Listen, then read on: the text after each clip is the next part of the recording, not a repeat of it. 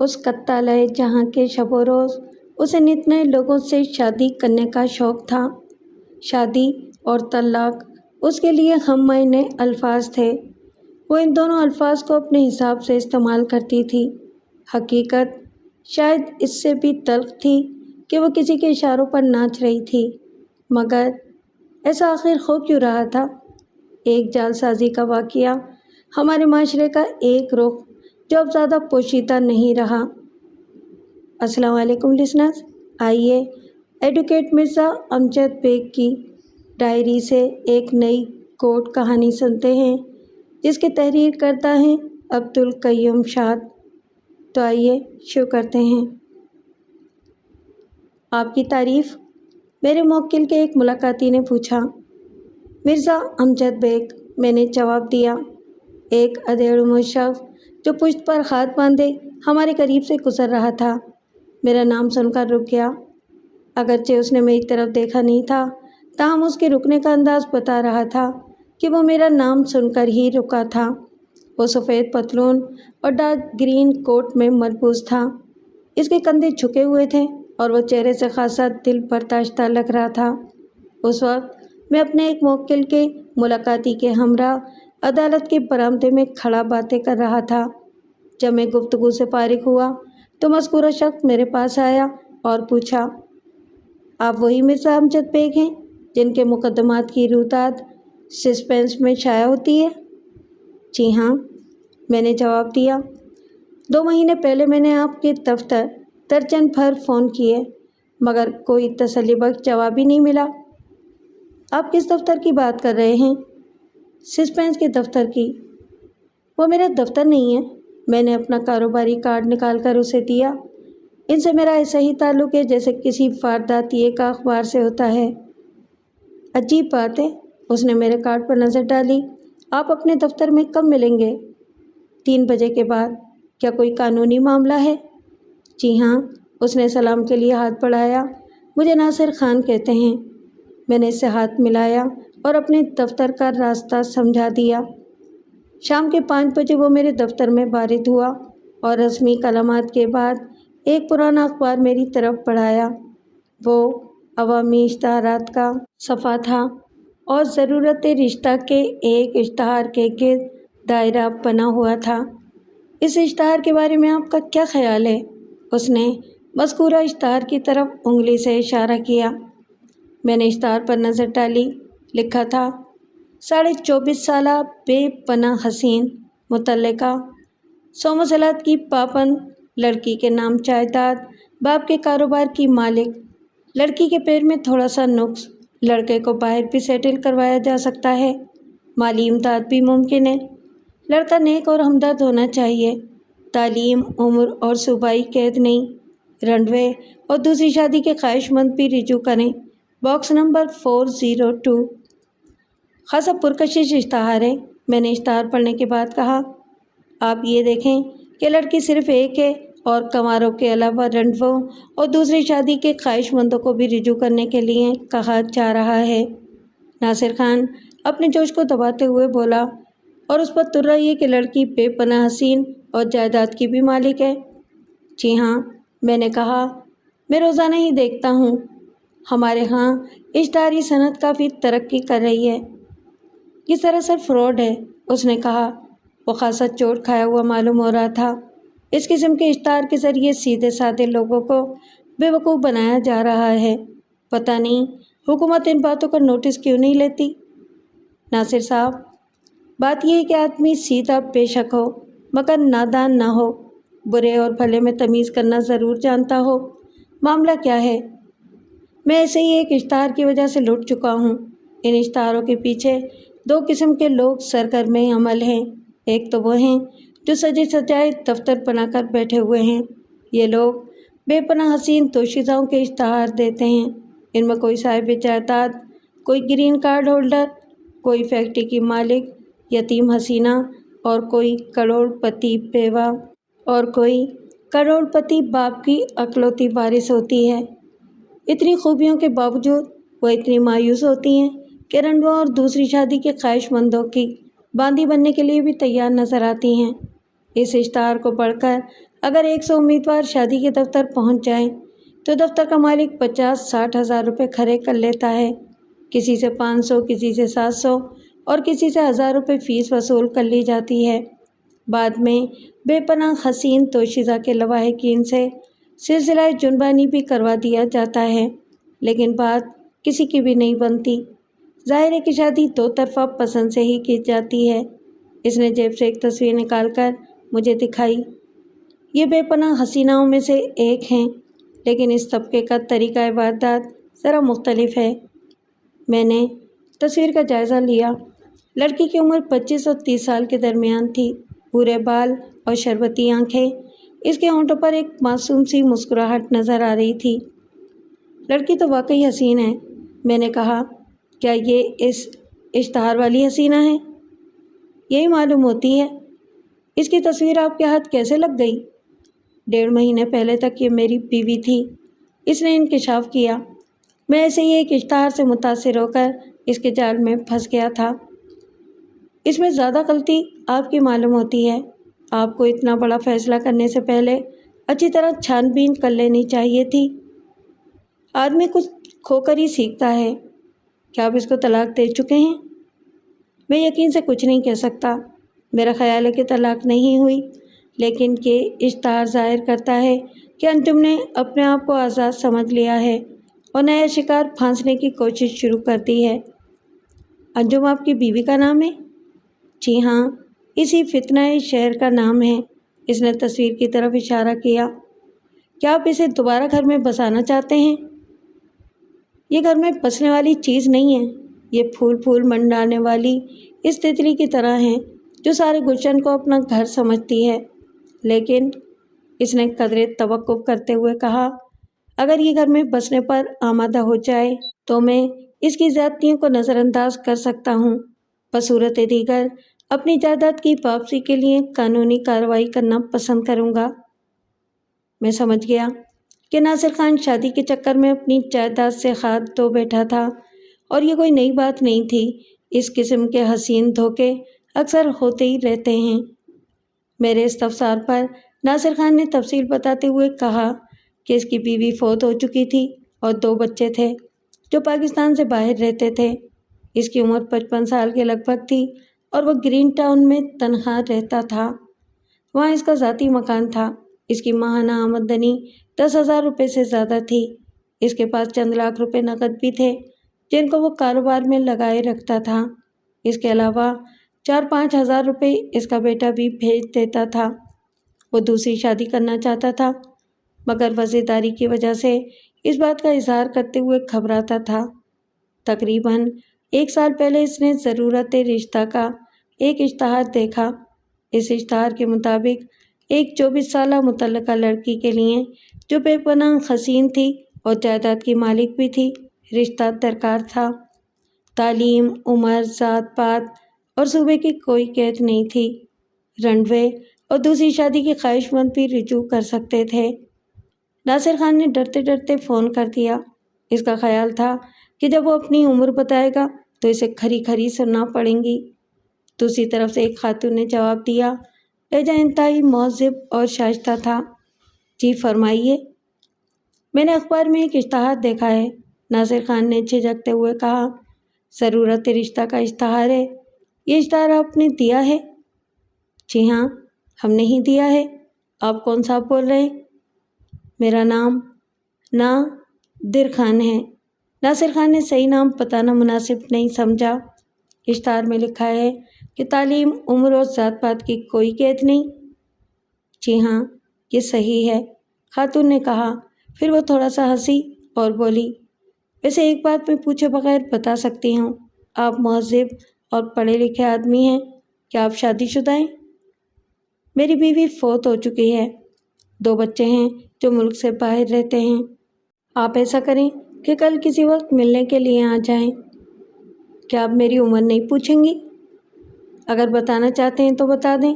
ہم عمر کو زیادہ اہمیت نہیں دیتے۔ ہمیں کسی ہمدرد اور شریف آدمی کا رشتہ چاہیے، کسی ایسے آدمی کا جو میری بہن کو خوش رکھ سکے۔ میری عمر 50 سے زیادہ ہے۔ ناصر خان کا خیال تھا کہ اتنی زیادہ عمر سن کر خاتون چونک جائے گی اور غصے سے کہے گی کہ کیا آپ اپنی بیٹی کی عمر کی لڑکی سے شادی کرنا چاہتے ہیں؟ لیکن خاتون نے ایسا کوئی رد عمل ظاہر نہیں کیا۔ بولی، دیکھیں جی، فون پر ساری باتیں نہیں ہو سکتی۔ آپ ہمارا پتہ نوٹ کر لیں اور کل شام 7 بجے یہاں تشریف لے آئیں۔ ہماری کچھ شرطیں ہیں، اگر آپ یہ شرطیں پوری کر دیں تو پھر بات آگے بڑھائیں گے۔ ناصر خان نے پتہ نوٹ کر لیا اور اگلے روز 7 بجے اس پتے پر پہنچ گیا۔ بنگلہ سوسائٹی میں واقع تھا اور خوب آراستہ تھا۔ جس شخص نے دروازہ کھولا اس کی عمر 35 اور 40 سال کے لگ بھگ تھی۔ اس نے رنگین ٹی شرٹ اور پتلون پہن رکھی تھی اور خاصا اسمارٹ لگ رہا تھا۔ آپ غالباً نادر خان ہیں؟ اس نے کہا۔ نادر خان نہیں، ناصر خان۔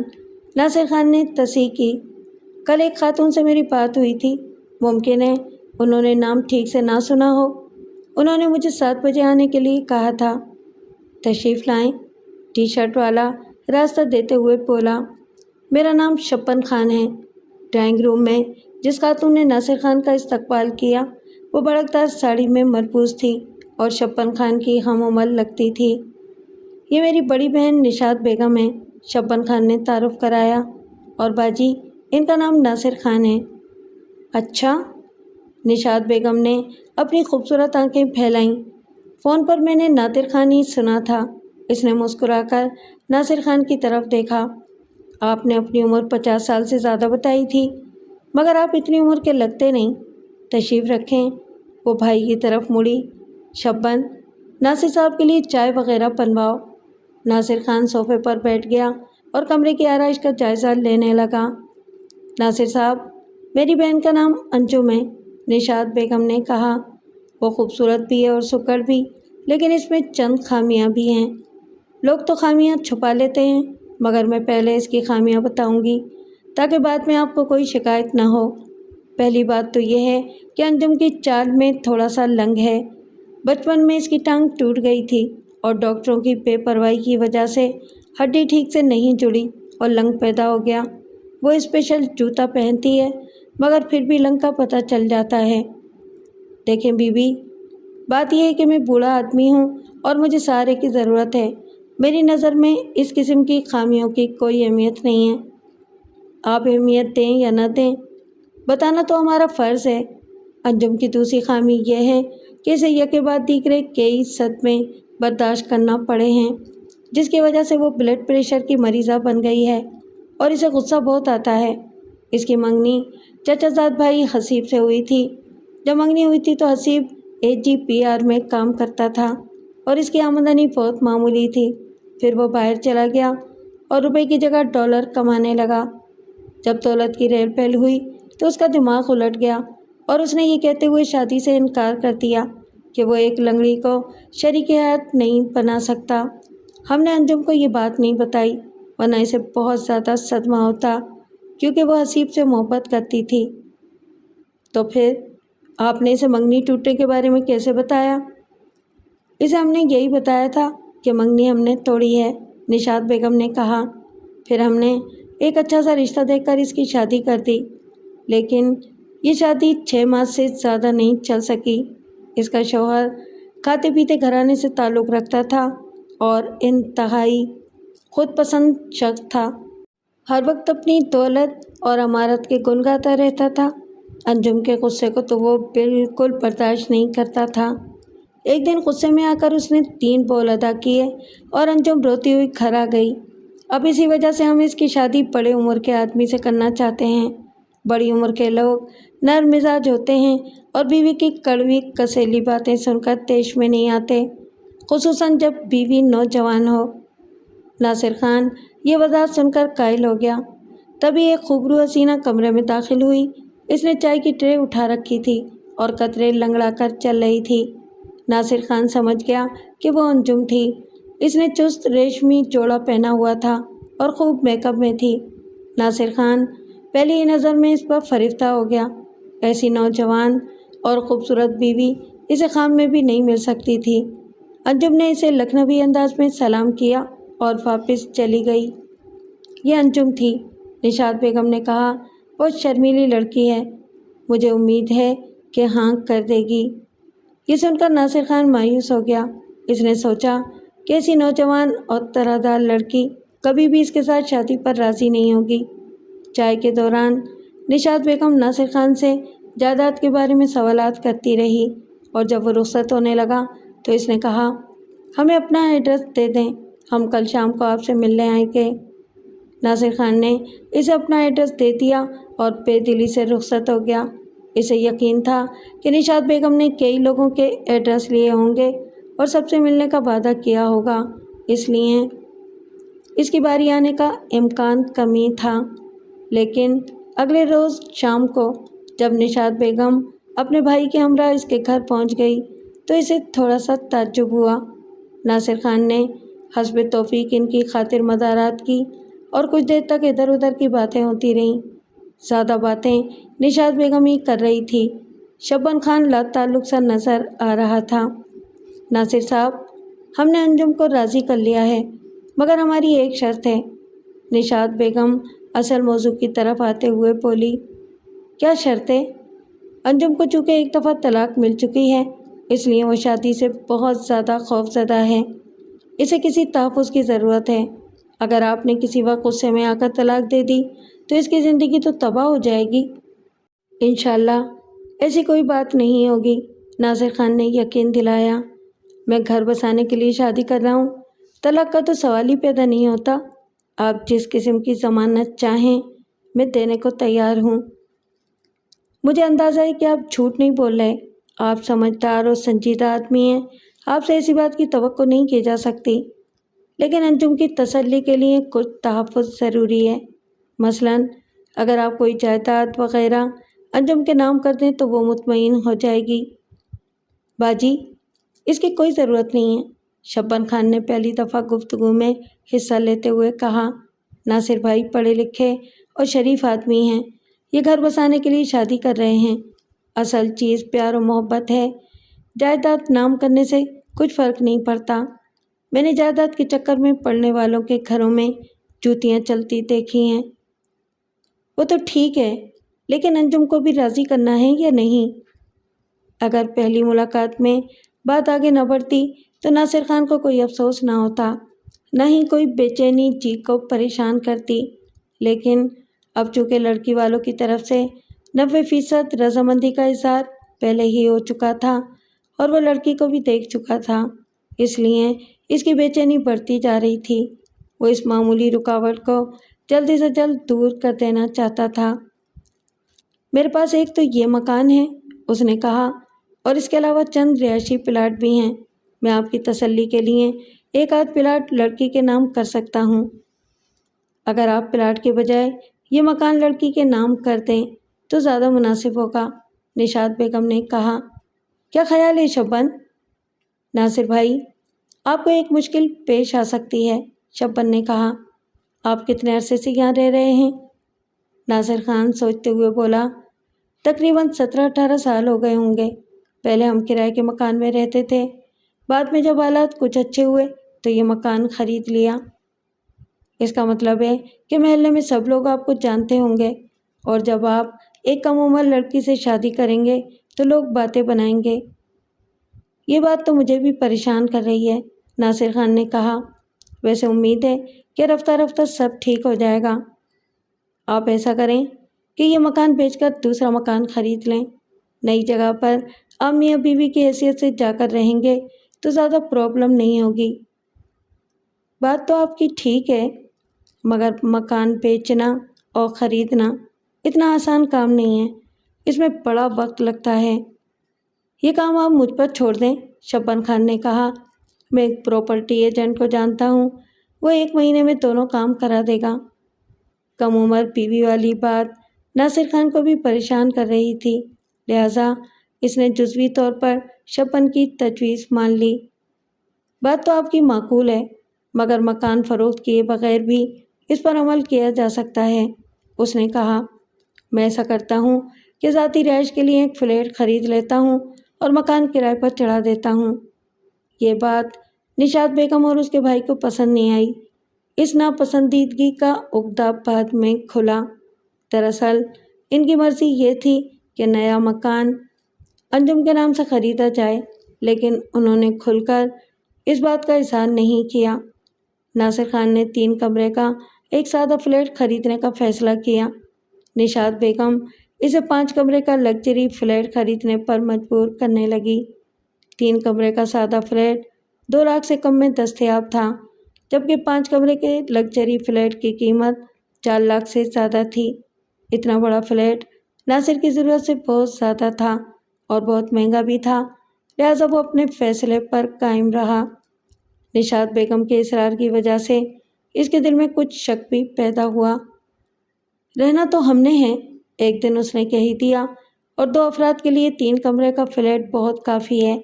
آپ بڑے فلیٹ پر کیوں اصرار کر رہی ہیں؟ کیا بچے نہیں ہوں گے؟ جب ضرورت محسوس ہوئی تو بڑا فلیٹ بھی خرید لیں گے، ناصر خان نے جواب دیا۔ فی الحال میری رقم بزنس میں لگی ہوئی ہے۔ خیر، جیسے آپ کی مرضی، نشاط بیگم نے بے خیالی میں کہا۔ آپ اپنا مکان ہی انجم کے نام لگا دیں۔ مکان ہی؟ ناصر خان نے حیرانی سے کہا۔ میں سمجھا نہیں۔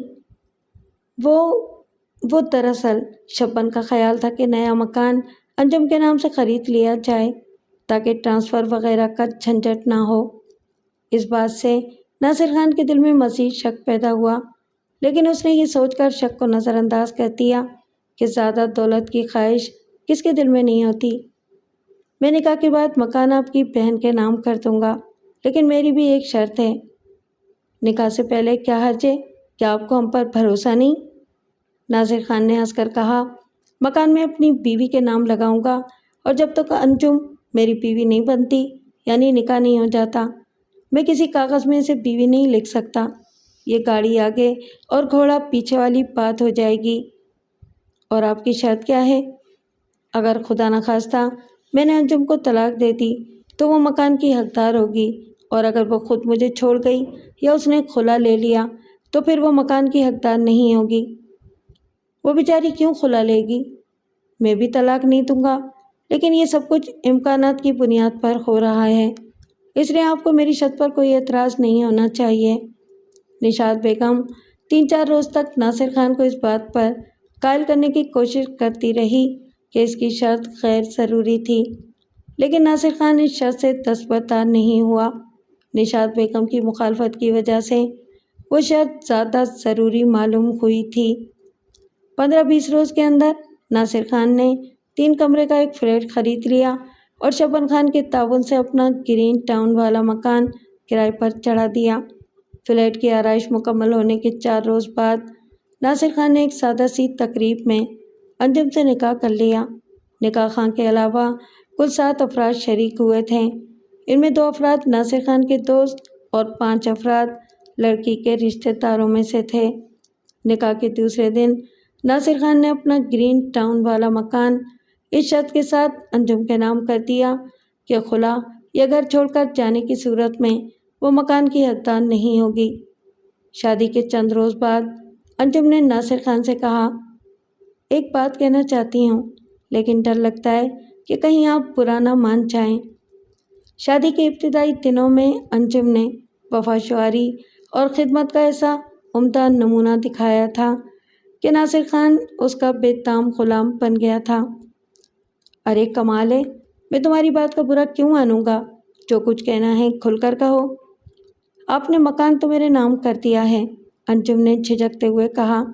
اگر آپ اجازت دیں تو مکان کا کرایہ میں وصول کر لیا کروں اور اس رقم کو آپ کی طرف سے جیب خرچ سمجھ لیا کروں۔ تمہیں تکلیف کرنے کی کیا ضرورت ہے؟ ناصر خان نے کہا۔ میں کرایہ لا کر تمہیں دے دیا کروں گا۔ انجم منہ بسورتے ہوئے بولی، مجھے پہلے ہی پتا تھا کہ آپ مجھ پر بھروسہ نہیں کریں گے۔ نہیں، ایسی کوئی بات نہیں ہے، ناصر خان نے اسے پیار سے بہلایا۔ میں تو تمہاری تکلیف کے خیال سے کہہ رہا ہوں، ورنہ پیسوں کی تو کوئی بات ہی نہیں ہے۔ آپ میرا مطلب نہیں سمجھے۔ چلیں چھوڑیں، شاید آپ کو میرا باہر نکلنا پسند نہیں ہے۔ بھائی مطلب سمجھاؤ نا، ممکن ہے کہ میں ہی غلطی پر ہوں۔ وہ بات یہ ہے کہ پیسے لینا اور بات ہے اور لینڈ لیڈی بن کر کرایہ وصول کرنا اور بات، انجم نے دلیل پیش کی۔ جب میں لینڈ لیڈی بن کر کرایہ وصول کرنے جاؤں گی تو وہ لوگ بھی خوب آؤ بھگت کریں گے، جس سے مجھے وہ کیا کہتے ہیں VIP ہونے کا احساس ہوگا۔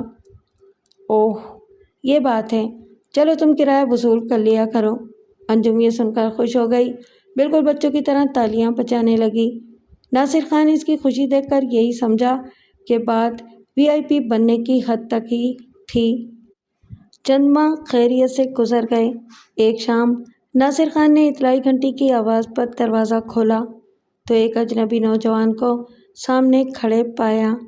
اس کا حلیہ ان کم تعلیم یافتہ نوجوانوں جیسا تھا جو بیرون ملک سے دولت کما کر پاکستان آتے ہیں۔ اس نے پھولدار شرٹ اور نیوی بلو پتلون پہن رکھی تھی۔ اس کے ایک کندھے پر کیمرہ اور دوسرے پر کسی فضائی کمپنی کا بیگ لٹک رہا تھا۔ ہیلو انکل، اس نے خوش دلی سے کہا، میری ایک کزن یہاں رہتی ہے، اس کا نام۔ ناصر خان کو نوجوان کا لب و لہجہ اور اسٹائل بالکل پسند نہیں آیا۔ اس نے بات کاٹتے ہوئے کہا، کون ہو تم؟ کیا نام ہے تمہارا؟ میرا نام حسیب ہے، میں حال ہی میں اسٹیٹ سے آیا ہوں۔ ناصر خان کو یاد آیا کہ نشاط بیگم نے انجم کے منگیتر کا نام بھی حسیب بتایا تھا۔ اس نے جلدی سے کہا، تم غلط پتے پر آ گئے ہو۔ تبھی اسے اپنے عقب میں قدموں کی چاپ سنائی دی اور حسیب نے اس کے کندھے کے اوپر سے پیچھے دیکھتے ہوئے کہا، میری کزن کا نام انجم ہے اور وہ آپ کے پیچھے کھڑی ہے۔ ارے حسیب، انجم نے چونک کر کہا، تم کب آئے؟ ارے اندر آ جاؤ، دروازے پر کیوں کھڑے ہو؟ انکل راستہ دیں گے تو اندر آؤں گا نا، حسیب نے کہا۔ ناصر خان توان و کرہن ایک طرف ہو گیا۔ ہیلو کزن، حسیب نے اندر داخل ہوتے ہی انجم کے گلے میں بازو ڈال دیا اور ناصر خان کو احتجاج کا موقع دینے سے پہلے ہی الگ ہو گیا۔ جو بات ناصر خان کو زیادہ بری لگی وہ یہ تھی کہ انجم نے اپنے کزن کی اس بیہودہ حرکت پر کسی ناگواری کا اظہار نہیں کیا تھا۔ دونوں تیز تیز باتیں کرتے ہوئے اندر چلے گئے اور ناصر خان احمقوں کی طرح دروازے میں کھڑا رہ گیا۔ یہ پہلا موقع تھا کہ اسے انجم کی کسی بات پر غصہ آیا تھا۔ اس نے دروازہ بند کر دیا اور پشت پر ہاتھ باندھے واپس مڑا۔ انجم حسیب کو ڈرائنگ روم میں بٹھانے کے بجائے خوابگاہ میں لے گئی۔ جب ناصر خان خوابگاہ کے دروازے کے قریب پہنچا تو حسیب انجم کے گھٹنے پر ہاتھ مارتے ہوئے پوچھ رہا تھا، یہ بڑے میاں کون ہیں انجو؟ یہ وہ موقع تھا جب ناصر خان کو اپنا دبدبہ قائم رکھنے کے لیے قدم اٹھانا چاہیے تھا۔ اسے کہنا چاہیے تھا، مسٹر حسیب، یہ امریکہ نہیں پاکستان ہے۔ ہمارے معاشرے کی عورتوں کو اپنے کزنوں سے بھی حجاب کا حکم ہے۔ جو حرکت تم کر چکے ہو وہ سراسر خلاف تہذیب ہے۔ یہاں سے اٹھو اور ڈرائنگ روم میں چل کر بیٹھو، میں تمہیں بتاتا ہوں کہ بڑے میاں کون ہیں۔ لیکن ناصر خان ایک تو نرم مزاج آدمی تھا اور دوسرے وہ اپنی نوجوان بیوی کا خیال کرتے ہوئے غصہ پی گیا۔ پھر جو کچھ کہا اور جس انداز میں کہا، اس سے دونوں کو مزید شے ملی۔ حسیب، یہ میرے شوہر ناصر خان ہیں۔ اوہ، حسیب کے منہ سے سیٹی سے ملتی جلتی آواز نکلی۔ اس نے اٹھ کر ناصر خان سے ہاتھ ملایا۔ فنٹاسٹک، آپ سے مل کر بہت خوشی ہوئی۔ آئیں ڈرائنگ روم میں بیٹھتے ہیں، ناصر خان نے کمزور سی آواز میں کہا۔ حسیب دم سے بستر پر بیٹھ گیا اور نیم دراز ہوتے ہوئے بولا، شکریہ، میں ادھر زیادہ کمفرٹیبل فیل کر رہا ہوں۔ یہ کسی طوائف کا کوٹھا نہیں ہے اور نہ ہی تمہارے باپ کی جاگیر ہے، ناصر خان نے دل میں کہا۔ شیطان کا تخم پھیلتا ہی جا رہا ہے۔ آپ بیٹھے نا، حسیب نے کرسی کی طرف اشارہ کیا۔ ناصر خان بے دلی سے کرسی پر بیٹھ گیا۔ وہ دل میں سوچ رہا تھا کہ اس وقتی بات پر گھر کی فضا خراب کرنا مناسب نہیں۔ اگر اس کے منہ سے کوئی تلخ بات نکل گئی تو اس کی نوجوان بیوی ناراض ہو جائے گی۔ مہمان کا کیا ہے، وہ ایک آدھ گھنٹہ بیٹھ کر چلا جائے گا۔ تلخ بات سے اس کے گھر میں بے سکونی پیدا ہو جائے گی۔ حالانکہ ایک وقت نرم بات کا ہوتا ہے اور ایک وقت تلخ بات کا۔ بر وقت کڑوا ڈوز دینے سے یا بند ناسور کو نشتر لگانے سے شفا ہوتی ہے۔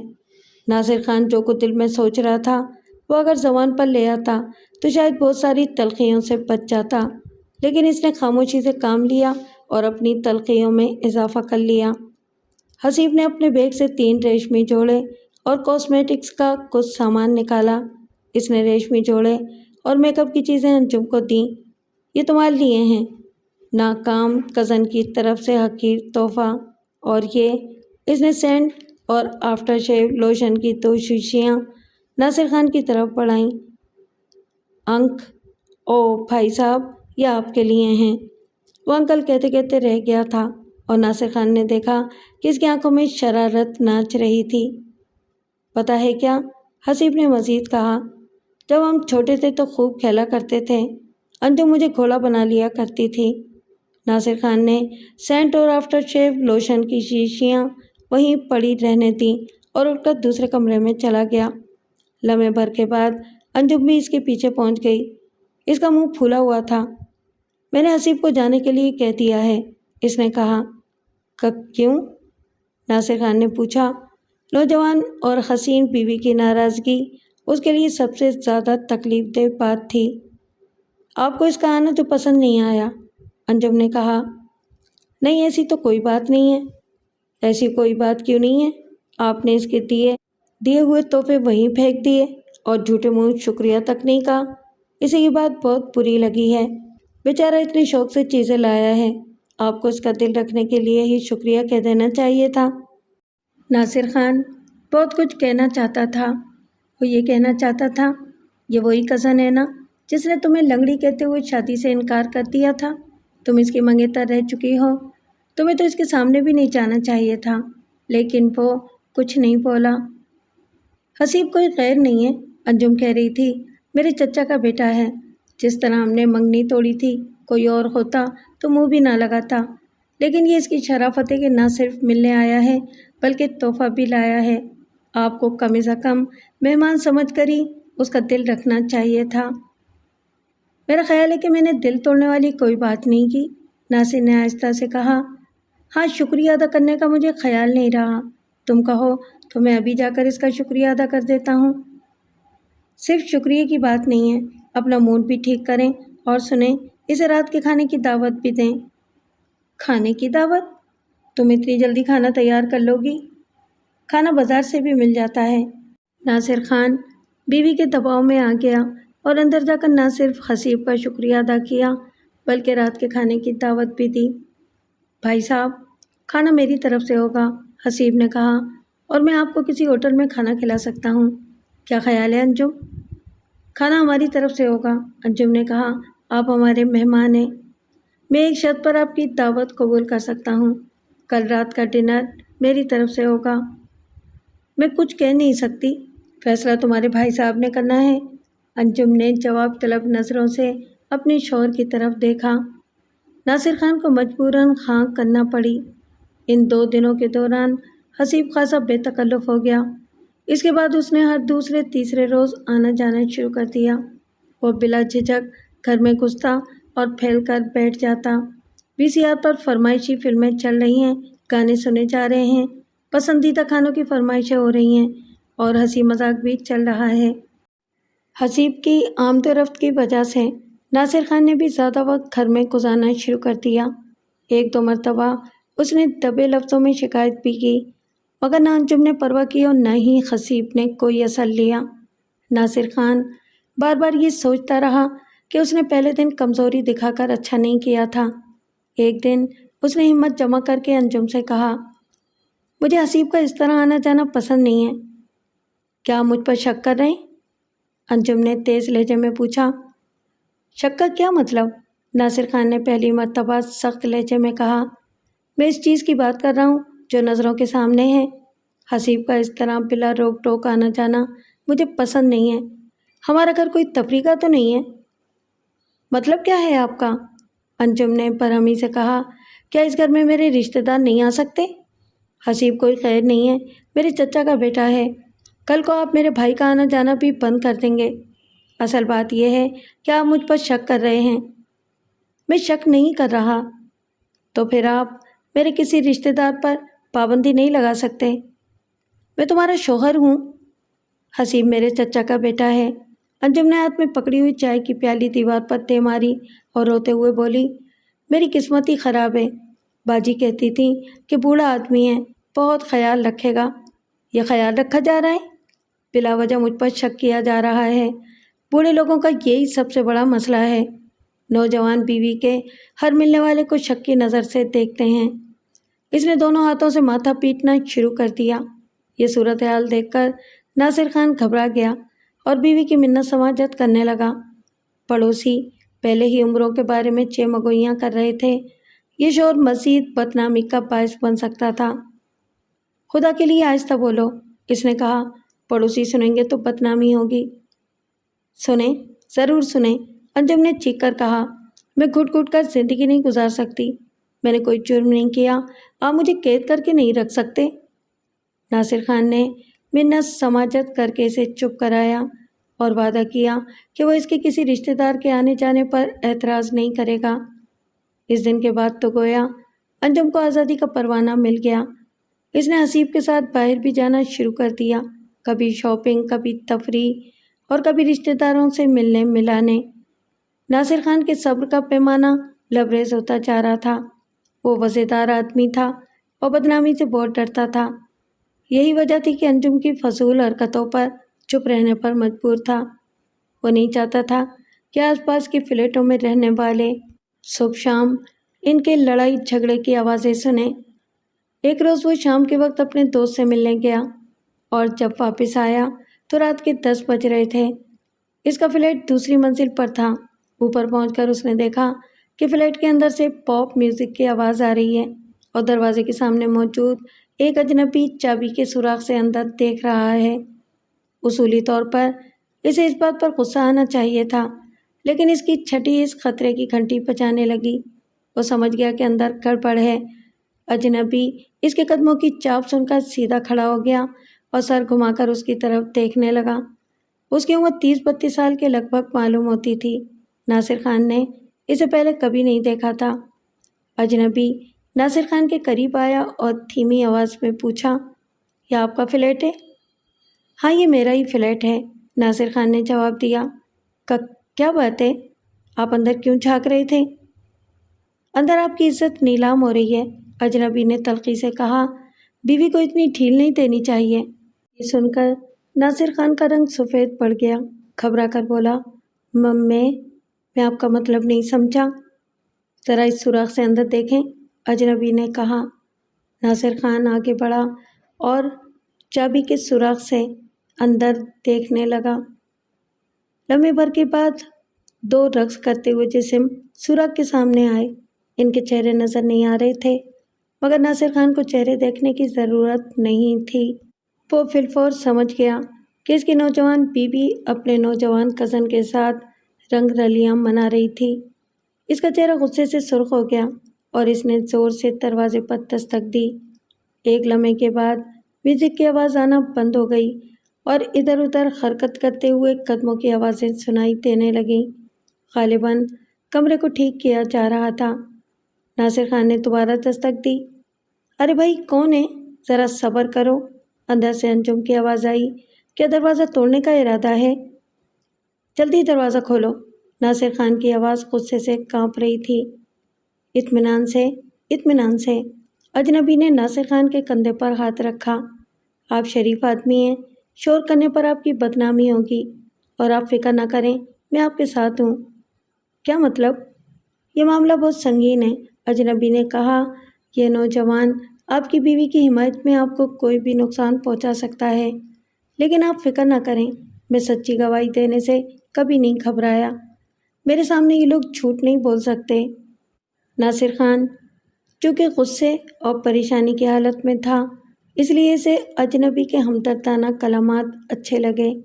نیز اسے ایک گواہ کی ضرورت بھی تھی، اس لیے اس نے اجنبی کی حمایت سے فائدہ اٹھانے کا فیصلہ کر لیا۔ لمحے بھر کے بعد دروازہ کھلا اور انجم اپنے بکھرے بالوں کو سنوارتے ہوئے ایک طرف ہو گئی۔ حسیب نظر نہیں آیا۔ بھائی صاحب، آپ بھی آئیں، ناصر خان نے اجنبی سے کہا اور اندر داخل ہوتے ہی بیوی سے کہا، کہاں ہے وہ کتا؟ دماغ تو ٹھیک ہے آپ کا؟ انجم نے آنکھیں دکھائیں۔ کتا کس کو کہہ رہے ہیں؟ تمہارے اس خبیث کزن کو کہہ رہا ہوں، جو تمہارے ساتھ رنگ رلیاں منا رہا تھا۔ آج میں تمہیں معاف نہیں کروں گا۔ اجنبی بھی اندر آ گیا تھا۔ گو کہ ناصر خان اس کا نام بھی نہیں جانتا تھا، مگر وہ اس کی وجہ سے خاصی تقویت محسوس کر رہا تھا۔ حسیب اندرونی کمرے سے برآمد ہوا اور مدہوش آواز میں بولا، ڈارلنگ، یہاں کیا ہو رہا ہے؟ یہ کون لوگ ہیں؟ اس کی آواز اور چال بتا رہی تھی کہ وہ نشے میں تھا۔ اجنبی نے ناصر خان کے کان میں کہا، اس نے چڑھا رکھی ہے۔ یہ کون ہے؟ انجم نے اجنبی کی طرف اشارہ کیا۔ اس کو آپ کیوں اندر لائے ہیں؟ یہ میرا دوست ہے، ناصر خان نے کہا۔ تم اپنی بات کرو، تم اس کتے کے ساتھ حرام کاری کر رہی تھی، کمینی عورت۔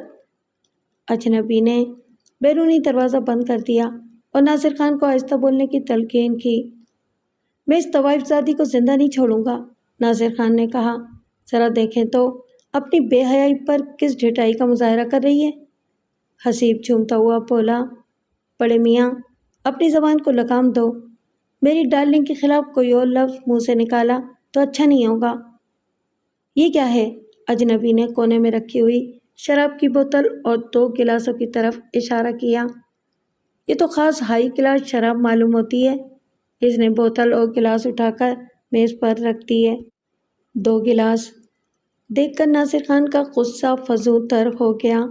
وہ حسیب کو ایک طرف ہٹاتے ہوئے انجم کی طرف بڑھا۔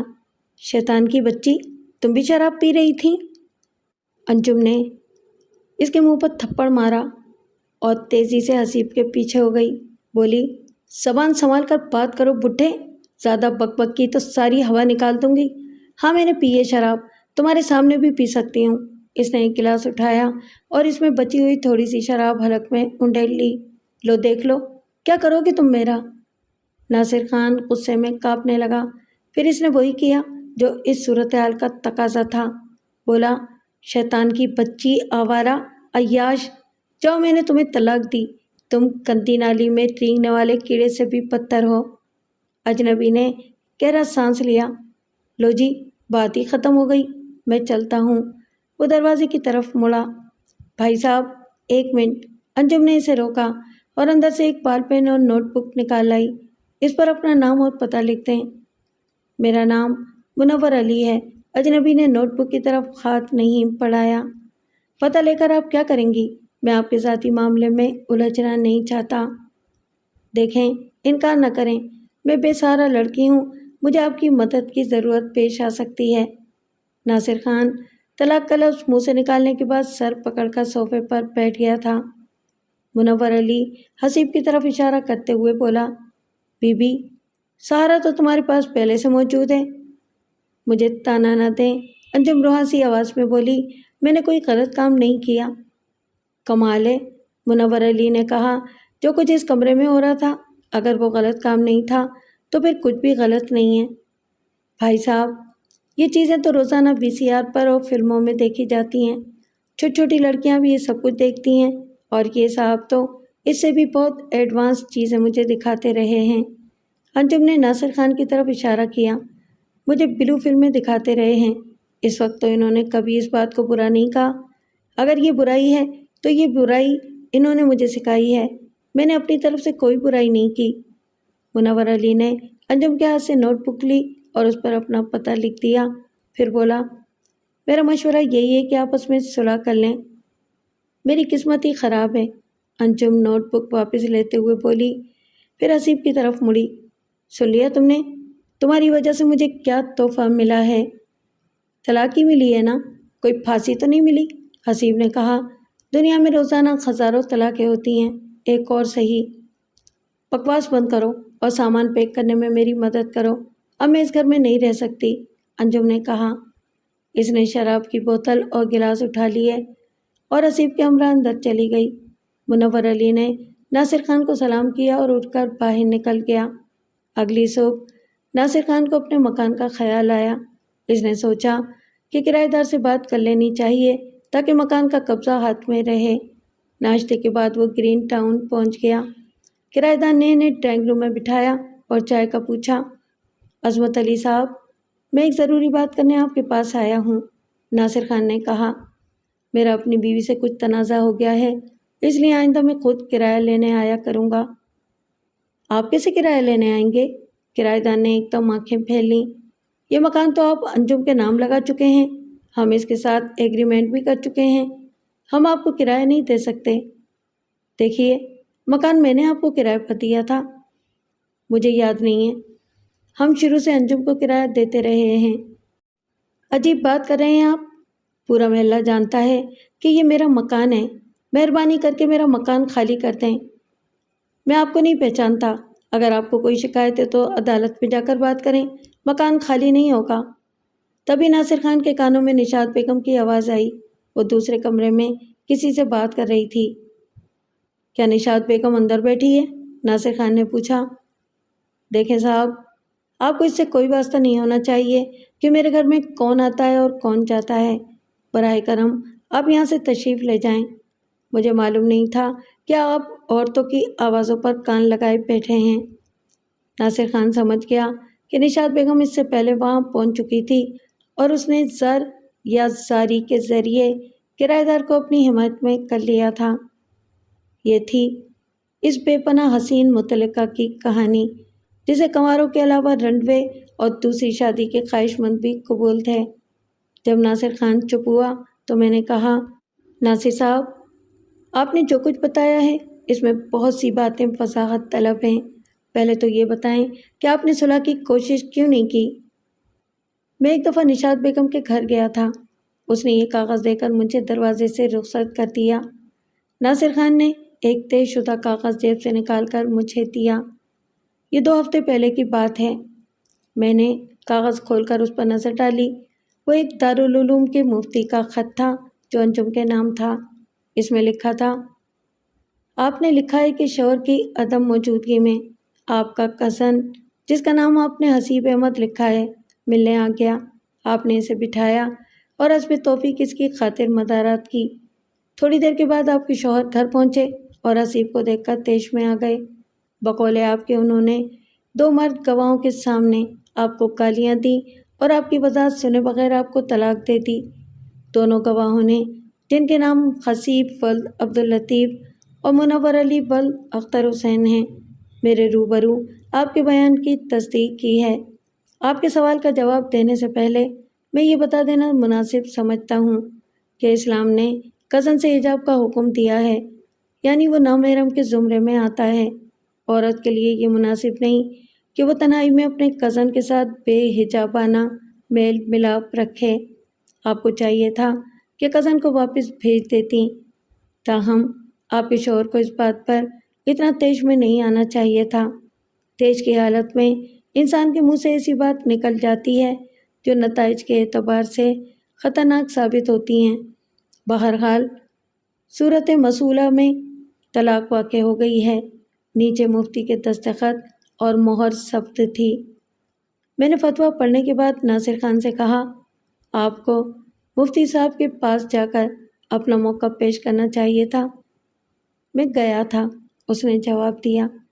مفتی صاحب نے میری بات نہیں مانی، انہوں نے گواہ لانے کے لیے کہا۔ میں گواہ کہاں سے لاتا، اور میرا خیال ہے کہ گواہوں کے باوجود طلاق کا فتویٰ تبدیل نہ ہوتا۔ یہ فتویٰ 1 مہینہ پرانا ہے، میں نے کہا، اور آئلی قوانین کی روح سے طلاق کا فیصلہ 90 دن سے پہلے نہیں ہو سکتا، اس لیے آپ فیملی کورٹ میں حق کے زوجیت کا دعویٰ دائر کر سکتے ہیں۔ ٹھیک ہے، میں تیار ہوں، آپ مجھ سے کاغذات سائن کروا لیں۔ مجھے اس سارے معاملے میں سازش نظر آ رہی ہے۔ میں نے اس سے وکالت نامے پر سائن کروائے اور ضروری پتے وغیرہ نوٹ کر لیے۔ آپ کو کچھ بھاگ دوڑ بھی کرنا پڑے گی۔ پہلے تو آپ اپنے کسی دوست کے ذریعے اس اشتہار کے جواب میں ایک خط بھجوا دیں۔ اگر یہ اشتہار نشاط بیگم اینڈ کمپنی نے دیا ہے تو ہمیں ایک عمدہ پوائنٹ مل سکتا ہے، کیونکہ طلاق کے بعد عدت پوری کیے بغیر شادی نہیں کی جا سکتی، لیکن ان لوگوں کو دوسری پارٹی پھانسنے کی کافی جلدی معلوم ہوتی ہے۔ آپ ان سے رابطے کے لیے کسی ایسے آدمی کا انتخاب کریں جس کی عمر آپ کے برابر ہو اور وہ صاحب جائیداد بھی ہو۔ چند ایک دوست ہیں تو، لیکن سب بیوی بچوں والے ہیں۔ دوست کو ساری کہانی سنا کر اس ڈرامے کے لیے آمادہ کر لیں۔ دوست سے کہیں کہ وہ اپنی بیوی کو بھی رازدار بنا لے۔ اس ڈرامے کا نتیجہ 4-5 روز کے اندر آ جانا چاہیے۔ اس کے فوراً بعد میں عدالت میں درخواست دائر کر دوں گا۔ میں آج ہی 2-3 دوستوں سے بات کرتا ہوں۔ میں نے اسے کچھ مزید باتیں سمجھائیں اور کہا کہ وہ 2-3 روز کے بعد درخواست پر سائن کرنے کے لیے آ جائے۔ چوتھے روز ناصر خان ایک دوست کے ہمراہ میرے دفتر میں وارد ہوا۔ وہ خوش بھی تھا اور پرہم بھی۔ بیگ صاحب، میرا اندازہ صحیح نکلا، اس نے رسمی کلمات کے بعد کہا۔ یہ وہی ٹولہ ہے، یہ پیشہ ور فراڈیے لگتے ہیں۔ پتہ نہیں یہ اب تک کتنے بوڑھے لوگوں کو لوٹ چکے ہیں۔ پھر اسے اپنے دوست کے تعارف کا خیال آیا۔ یہ میرے دوست عزیز صمدانی ہیں۔ میری درخواست پر انہوں نے نشاط بیگم سے رابطہ قائم کیا تھا۔ اب تک ان کی 2 ملاقاتیں ہو چکی ہیں۔ ان کو بھی وہی کہانی سنائی گئی ہے جو مجھے بتائی گئی تھی۔ انجم دکھوں کی ماری ہوئی سکھڑ اور وفاشار حسینہ ہے جسے شفقت کرنے والے نرم مزاج شوہر کی ضرورت ہے۔ دوسری ملاقات میں جائیداد کی بات بھی ہوئی ہے۔ صمدانی صاحب، آپ سلسلہ جنبانی جاری رکھیں اور جلد سے جلد نکاح کرنے کی کوشش کریں، میں نے کہا۔ جی؟ عزیز صمدانی نے چونک کر کہا۔ یہ آپ کیا کہہ رہے ہیں؟ میں بیوی بچوں والا آدمی ہوں۔ میری بیگم کو یہ بات معلوم ہو گئی تو وہ میرے گلے میں پھندا ڈال دے گی۔ اور دوسری بات یہ ہے کہ نشاط بیگم چاہتی ہے کہ نکاح سے پہلے لڑکی کے نام جائیداد لگا دوں یا کم سے کم 3 لاکھ روپے اس کے اکاؤنٹ میں جمع کرا دوں۔ وہ ناصر خان کی طرف مڑا۔ آپ نے تو کہا تھا کہ یہ سب ڈرامہ ہے۔ بات یہ ہے کہ ہمیں کوئی ٹھوس ثبوت چاہیے، میں نے کہا۔ انجم ابھی عدت کی حالت میں ہے اور شرعی طور پر شادی نہیں کر سکتی۔ میں نے کہا کہ دوسرے دن عدالت میں درخواست داخل کر دوں گا اور نکاح کالعدم ہو جائے گا۔ اسے کم سے کم ایک ثبوت ضرور ہمارے ہاتھ آ جائے گا۔ نہ صاحب، یہ کام مجھ سے نہیں ہو سکتا۔ میں اس سے زیادہ نہیں کر سکتا۔ ثبوت تو بغیر نکاح کے بھی مل سکتا ہے۔ ٹھیک ہے، آپ رابطہ ختم نہ کریں اور کوئی تحریری ثبوت حاصل کرنے کی کوشش کریں۔ تحریری ثبوت ملنا مشکل ہے۔ یہ لوگ خاصے ہوشیار ہیں۔ مجھے ڈر ہے کہ میں کسی مشکل میں نہ پھنس جاؤں۔ میں نے ناصر خان سے کہا، آپ 3 آدمیوں کے بارے میں معلومات حاصل کرنے کی کوشش کریں، حسیب، منور علی اور کرایہ دار عصمت علی کے بارے میں، اور کل آپ نکاح نامہ جائیداد کے کاغذات بھی لیتے آئیں۔ نیز اس ایگریمنٹ کی بھی کاپی لیتے آئیں جو آپ نے انجم کے ساتھ مکان گفٹ کرنے کے سلسلے میں کیا تھا، اور یہ بتائیں کہ مکان کے اصل کاغذات کس کے پاس ہیں۔ کاغذات تو میرے پاس ہی ہیں، لیکن میں اسٹیمپ پیپر پر یہ لکھ کر دے چکا ہوں کہ طلاق کی صورت میں مکان انجم کا ہو جائے گا۔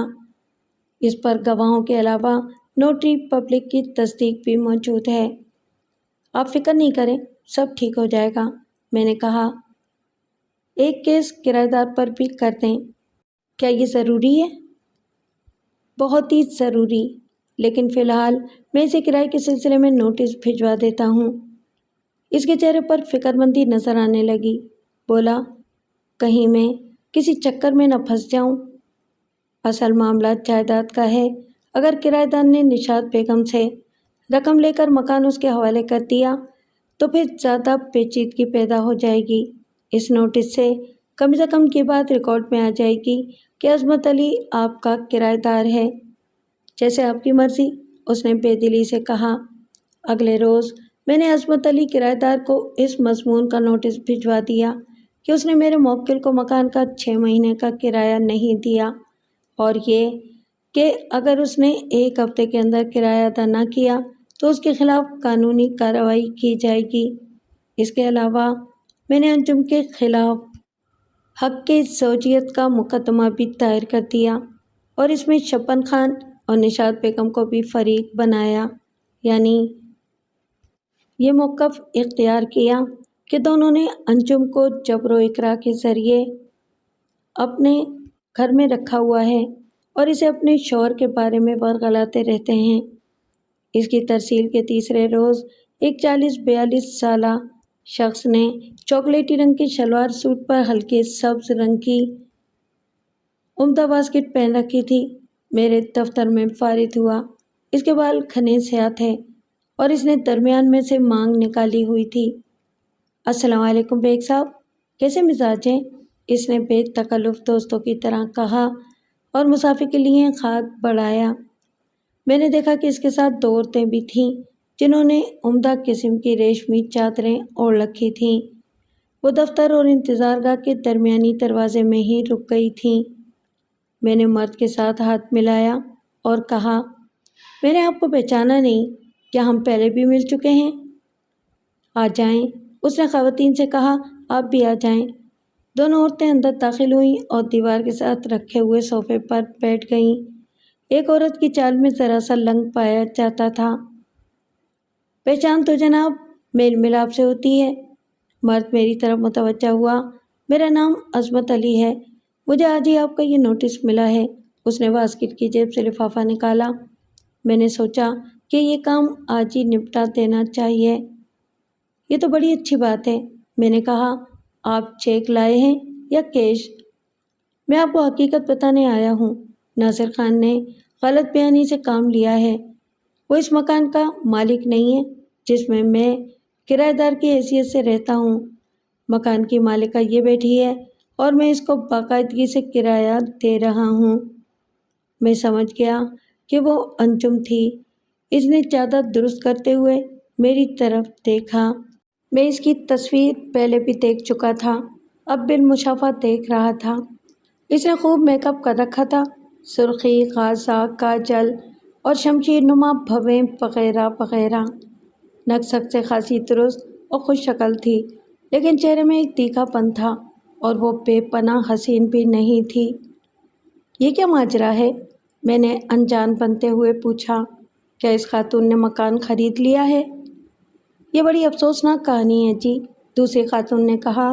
یہ میری چھوٹی بہن ہے، اس کا نام انجم ہے۔ 2 مہینے پہلے تک یہ ناصر خان کی بیوی تھی، لیکن اب وہ اسے طلاق دے چکا ہے۔ یہ ناصر خان کی بیوی؟ میں نے حیرانی کا اظہار کیا۔ میرا خیال ہے کہ کچھ غلط فہمی ہو گئی ہے۔ ناصر خان کی عمر تو 50 سال سے زیادہ ہوگی، جبکہ یہ تو مشکل سے 22-23 سال کی ہوگی۔ یہ بڑی افسوسناک کہانی ہے۔ بس یوں سمجھ لیں کہ ہم دولت کے لالچ میں بے وقوف بن گئے تھے۔ آپ یہ کاغذات دیکھ لیں۔ اس نے نکاح نامہ، طلاق کا فتویٰ اور مکان کا ایگریمنٹ پرس سے نکال کے مجھے دیا۔ میں یہ کاغذات پہلے بھی دیکھ چکا تھا، تاہم اپنی لا علمی ظاہر کرنے کے لیے میں چند منٹ تک ان کاغذات کو دیکھتا رہا۔ ان کی باتوں سے اندازہ ہوتا تھا کہ ابھی انہیں عدالت کے سمن نہیں ملے تھے اور وہ حق کے زوجیت کے مقدمے سے بھی لا علم تھے۔ یہ 2 مختلف معاملے ہیں، میں نے کہا۔ آپ اس مکان کی دعوے دار ہیں اور آپ، میں عظمت علی کی طرف مڑا، کرایہ دار ہیں۔ جب تک یہ مکان قانونی طور پر انجم بیوی کے نام منتقل نہیں ہو جاتا، آپ ناصر خان کو کرایہ ادا کرنے کے پابند ہیں۔ میں شروع سے انجم کو کرایہ دیتا رہا ہوں، عظمت علی نے کہا اور جیب سے رسیدیں نکال کر دکھائیں۔ یہ دیکھیں، میرے پاس تمام رسیدیں موجود ہیں۔ اگر آپ چاہیں تو میں آپ کو ان کی فوٹو کاپیاں دے سکتا ہوں۔ میں نے کبھی کچا کام نہیں کیا۔ میں نے رسیدوں پر نظر ڈالی، وہ کل 6 رسیدیں تھیں۔ انجم نے ان پر انجم ناصر خان کی حیثیت سے دستخط کیے تھے۔ یہ رسیدیں تو ٹھیک ہی لگتی ہیں، آپ ان کی کاپیاں کروا کے مجھے دے دیں، میں انہیں اپنے موکل کو دکھا دوں گا۔ لیکن اب یہ، میں نے انجم کی طرف دیکھا، انجم بی بی، انجم ناصر خان کی حیثیت سے دستخط نہیں کر سکتی، اس لیے آپ اپنے آپ کو کسی قانونی الجھن میں نہ الجھائیں اور آئندہ میرے موکل کو کرایہ دے دیا کریں۔ یہ تو آپ ناانصافی کی بات کر رہے ہیں، عظمت علی نے کہا۔ میں قانون نہیں جانتا، مگر یہ ضرور جانتا ہوں کہ ناصر خان کا اب اس مکان پر کوئی حق نہیں رہا۔ ایک تو اس نے دھوکے سے اس معصوم لڑکی سے شادی کی اور بھی طلاق دے کر اس کی زندگی برباد کر دی۔ اگر اس کے اندر ذرا سی شرافت ہوتی تو وہ مکان اور کرائے کی بات ہی نہ کرتا۔ اس کی تمام تر ہمدردیاں انجم کے ساتھ تھیں۔ مجھے شک ہوا کہ وہ صرف کرایہ دار نہیں تھا، کیونکہ وہ ان خواتین کی کرایہ دار سے بڑھ کر حمایت کر رہا تھا۔ بات تو آپ ٹھیک کہتے ہیں، میں نے اس کا اعتماد حاصل کرنے کے لیے کہا، لیکن میں قانون کے مطابق چلنے پر مجبور ہوں، میں اسی کام کی فیس لیتا ہوں۔ قدرے توقف کے بعد میں نے پوچھا، کیا آپ لوگ آپس میں رشتہ دار وغیرہ ہیں؟ انجم نے کہا، اس میں رشتہ داری کا کیا سوال ہے؟ عظمت علی نے فوراً اس کی بات کاٹی اور بولا، سب سے بڑا انسانیت کا رشتہ ہے جی۔ اگر انسان کے اندر انسانیت نہ ہو تو سارے رشتے فضول ہیں۔ نشاط بیگم نے کہا، کاغذات تو آپ نے دیکھ ہی لیے ہیں، ہم یہ کیس آپ کے سپرد کر دیں تو یہ کام کتنے عرصے میں ہو جائے گا؟ بظاہر معاملہ تو سیدھا سادہ ہی لگتا ہے، میں نے کہا، لیکن اس سے پہلے آپ کو ایک کام اور کرنا پڑے گا۔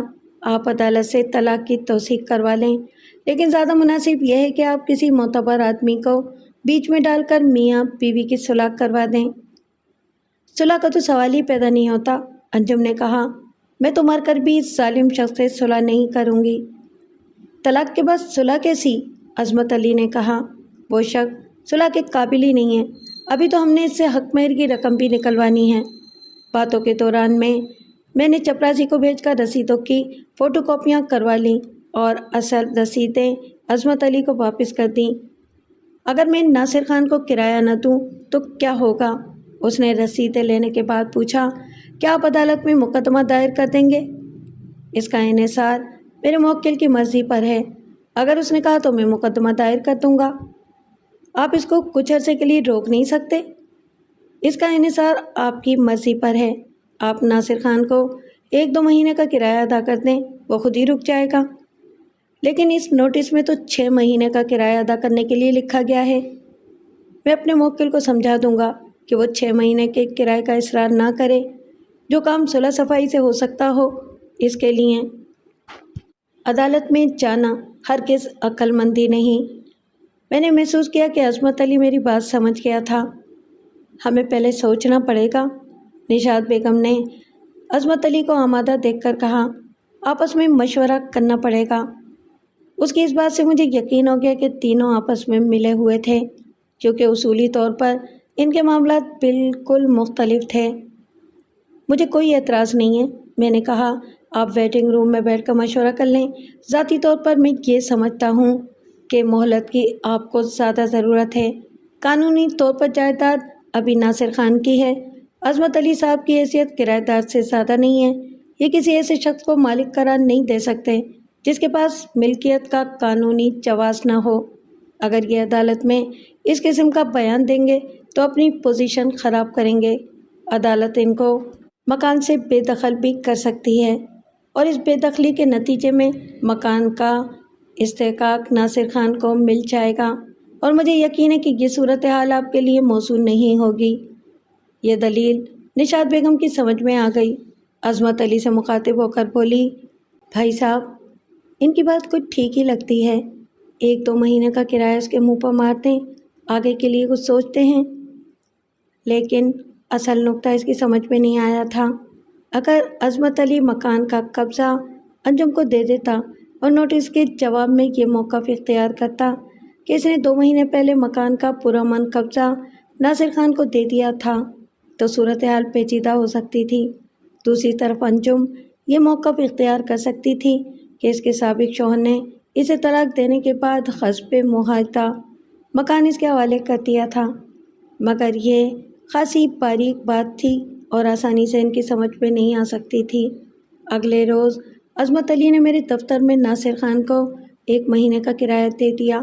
اس کی وصولی کی 2 رسیدیں بنائی گئیں، ایک رسید عظمت علی نے رکھ لی اور دوسری ناصر خان نے۔ جو رسید ناصر کے لیے تھی اس پر میں نے عظمت سے بھی دستخط کروا لیے۔ 2 روز کے بعد حق زوجیت کے سلسلے میں تمام متعلقہ افراد کو عدالت کے سمن موصول ہو گئے۔ ان میں انجم، نشاط بیگم، شبنم، عظمت، منور علی اور حسیب وغیرہ شامل تھے۔ 15 روز کے بعد انجم نے اپنی وکیل عطیہ بیگم کے ذریعے جواب دعوت داخل کر دیا۔ اس کے 1 ہفتے کے بعد میں نے ناصر خان کی طرف سے بھی جواب حلفی داخل کر دیا۔ انجم نے جواب دعویٰ میں یہ موقف اختیار کیا تھا کہ اس کے شوہر ناصر خان نے ایک معمولی بات پر طیش میں آ کر 2 گواہوں کے سامنے اسے طلاق دے دی تھی، اور ایک دارالعلوم نے اس کی طلاق کی توثیق بھی کر دی تھی، لہٰذا حق زوجیت کا دعویٰ باطل تھا۔ ناصر خان نے اپنے جواب میں پوری تفصیل لکھنے کے بعد یہ موقف اختیار کیا تھا کہ انجم کو طلاق نہیں ہوئی تھی، اس لیے وہ اب بھی اس کی بیوی تھی اور حق زوجیت ادا کرنے کی پابند تھی۔ مقدمے کی سماعت سے 2 روز پہلے ناصر خان نے مجھے کہا کہ نشاط بیگم حسیب کے ہمراہ اس کے گھر آئی تھی اور اسے خطرناک نتائج کی دھمکیاں دیتی رہی تھی۔ اس نے مجھے مقدمہ واپس لینے کا حکم دیا ہے، ناصر خان نے بتایا۔ بصورت دیگر اس نے مجھے قتل کی دھمکی بھی دی ہے۔ آپ کچھ روز کے لیے اپنی رہائش تبدیل کر لیں۔ میں نے اسے مشورہ دیا اور دھمکیوں کی بالکل پرواہ نہ کریں۔ میں پرسوں آپ کی طرف سے عدالت میں ایک تحفظ کی درخواست بھی دائر کر دوں گا۔ میں نے محسوس کیا کہ وہ میری یقین دہانی سے مطمئن نہیں ہوا تھا۔ مقدمے کی سماعت شروع ہوئی تو جج نے انجم کو اس کا بیان جو جواب دعویٰ کی صورت میں تھا پڑھ کر سنایا، پھر پوچھا، بی بی کیا تم اپنے اس جواب سے مطمئن ہو؟ جی، میں آپ کی بات نہیں سمجھی، انجم نے کہا۔ وہ ہلکے جامنی رنگ کی ریشمی ساڑی میں ملبوس تھی اور عدالت میں سب کی توجہ کا مرکز بنی ہوئی تھی۔ نشاط بیگم ریشمی شلوار سوٹ میں ملبوس تھی اور اگلی نشستوں پر بیٹھی ہوئی تھی۔ جج نے کہا، میرا مطلب یہ ہے کہ کیا تمہیں طلاق پر افسوس نہیں ہوا؟ افسوس کیوں نہیں ہوا جی؟ انجم نے جواب دیا، طلاق ایک لعنت ہے جس پر دنیا کی ہر عورت کو افسوس ہوتا ہے۔ جج نے وکیل صفائی سے پوچھا، آپ کوئی سوال کرنا چاہتی ہیں؟ وکیل صفائی نے نفی میں جواب دیا۔ میں نے جج کی اجازت سے جرح کا آغاز کرتے ہوئے کہا، انجم بی بی، اگرچہ بڑی عمر کے مرد سے شادی کرنا کوئی قابل اعتراض بات نہیں ہے، لیکن لوگوں کو اس بات پر تعجب اور تجسس ضرور ہوتا ہے۔ تمہارے شوہر ناصر خان کی عمر تم سے دگنی ہے۔ جناب عالی، مجھے اعتراض ہے۔ وکیل صفائی نے پہلے ہی سوال پر اعتراض کر دیا۔ ناصر خان چونکہ میری موکلہ کو طلاق دے چکا ہے، اس لیے اسے شوہر نہیں کہا جا سکتا۔ جناب والا، میرے موکل کا دعویٰ ہے کہ اس نے طلاق نہیں دی کیونکہ اس کے اپنے عقائد کے مطابق ایک مرتبہ طلاق دینے سے طلاق نہیں ہوتی، لہٰذا عدالت کو اس بات کا فیصلہ بھی کرنا ہے کہ طلاق ہوئی ہے یا نہیں، لہٰذا جب تک یہ فیصلہ نہیں ہو جاتا صورتحال چونک کی توں متصور ہوگی۔ عدالت نے اعتراض مسترد کر دیا۔ میں نے انجم سے مخاطب ہو کر کہا، تمہارے شوہر ناصر خان کی عمر تم سے دگنی ہے۔ اس ضمن میں میرا سوال یہ ہے کہ کیا یہ شادی تمہاری مرضی سے ہوئی ہے یا اس میں کوئی دباؤ یا دھوکہ شامل تھا؟ کیا تم دھوکے کی وضاحت کرو گی؟ بہت سی باتیں ہیں جی، اس نے سوچتے ہوئے کہا، کس کس بات کا ذکر کیا جائے؟ پہلی بات تو یہ ہے کہ ناصر خان نے اپنی عمر 15 سال کم بتائی تھی اور خود کو دولت مند ظاہر کیا تھا، لیکن یہ دونوں باتیں غلط نکلیں۔ تمہارے نزدیک دولت مند کی کیا تعریف ہے؟ کم از کم کتنی رقم یا جائیداد کا مالک دولت مند کہلا سکتا ہے؟ دولت مند کے پاس شاندار بنگلہ اور نئی کار ضرور ہوتی ہے، جبکہ آپ کے موکل کے پاس گرین ٹاؤن میں ایک چھوٹا سا مکان ہے اور کار بھی پرانے ماڈل کی ہے۔ اگر ایک شخص کے پاس اتنی دولت موجود ہو جس سے وہ شاندار بنگلہ اور نئی کار خرید سکتا ہو، لیکن وہ عدم ضرورت کی وجہ سے یہ چیزیں نہ خریدے، تو کیا وہ دولت مند نہیں کہلائے گا؟ ایسی دولت کا کیا فائدہ جو نظر ہی نہ آئے؟ کیا آپ کے لواحقین شادی سے پہلے ناصر خان کے گھر گئے تھے؟ میرا خیال ہے کہ گئے تھے۔ کیا تمہارے لواحقین نے ناصر خان سے یہ مطالبہ کیا تھا کہ وہ شادی سے پہلے اپنا گرین ٹاؤن والا مکان تمہارے نام لگا دے؟ جب عمر میں اتنا فرق ہو تو لڑکی کے لواحقین کوئی نہ کوئی تحفظ تو ضرور مانگیں گے۔ اس سے یہ ثابت ہوتا ہے کہ ناصر خان نے تمہیں یہ تمہارے لواحقین کو نہ تو کوئی شاندار بنگلہ دکھایا تھا اور نہ ہی کوئی نئی کار۔ اس کے پاس جو کچھ تھا وہ تمہارے بڑوں نے اچھی طرح دیکھ لیا تھا، اس لیے تمہارا یہ الزام بیجا ہے کہ ناصر خان نے تمہیں دولت مند ہونے کا جھانسا دیا تھا۔ اس کے باوجود یہ بات صحیح ہے کہ میرا موکل نیا بنگلہ بھی خرید سکتا ہے اور نئی کار بھی۔ وہ کچھ نہیں بولی۔ میں نے اسے مخاطب کرتے ہوئے کہا، تمہارا کہنا ہے کہ میرے موکل نے عمر کے معاملے میں بھی دھوکہ کیا تھا۔ تمہارے خیال میں اس کی اصل عمر کتنی ہے؟ 55 سال تو ضرور ہوگی۔ اور اس نے کتنی بتائی تھی؟ 40 سال۔ میں نے اس کا جائزہ لیتے ہوئے پوچھا، کیا تم اور تمہارے گھر کے تمام افراد ناخواندہ ہیں؟ عجیب بات کرتے ہیں آپ بھی۔ اللہ کے فضل سے ہم سب پڑھے لکھے لوگ ہیں، میں انٹر تک پڑھی ہوئی ہوں۔ میں نے اپنی فائل سے اس کے نکاح نامے کی نقل نکال کر عمر کے خانے پر انگلی رکھی اور نکاح نامہ اس کے سامنے کرتے ہوئے کہا، یہ تمہارا نکاح نامہ ہے اور یہ تمہارے شوہر کی عمر لکھی ہے۔ کیا تم اس عدالت کو بتاؤ گی کہ یہاں کتنی عمر لکھی ہے؟ جج جی یہاں تو 52 سال لکھی ہے، لیکن شروع میں اس نے اپنی عمر 40 سال ہی بتائی تھی۔ محترمہ، تم نے میرے موکل پر دھوکے کے 2 الزامات لگائے ہیں، مگر دونوں ہی جھوٹے ثابت ہوئے، میں نے کہا اور حاضرین کی طرف دیکھا۔ میں اس معاملے کو طول دے کر عدالت کا قیمتی وقت ضائع نہیں کروں گا، صرف اتنا کہوں گا کہ میرا موکل ڈبے میں بند کوئی کشتہ مروارید نہیں تھا جس کی چھان پھٹک کے لیے کسی کیمیائی تجزیے کی ضرورت پیش آتی۔ میرا موکل جیسا تھا اور جہاں تھا آپ سب کے سامنے تھا۔ آپ نے اسے شادی سے پہلے خوب دیکھا اور پرکھا ہوگا اور مطمئن ہونے کے بعد ہی رشتہ طے کیا ہوگا۔ میں انجم کی طرف مڑا۔ بی بی، تم نے جج صاحب کے ایک سوال کے جواب میں کہا ہے کہ تمہیں طلاق پر افسوس ہوا ہے اور تمہارے شوہر کا دعویٰ ہے کہ طلاق نہیں دی، جس کی وجہ سے یہ امر متنازع بن گیا ہے اور اس امر متنازع کے فیصلے کا اختیار عدالت کے پاس ہے۔ تمہاری بات سے اندازہ ہوتا ہے کہ اگر یہ طلاق، جسے تم لعنت سمجھتی ہو، منسوخ قرار دے دی جائے تو تمہیں خوشی ہوگی۔ کیا تم مجھ سے اتفاق کرتی ہو؟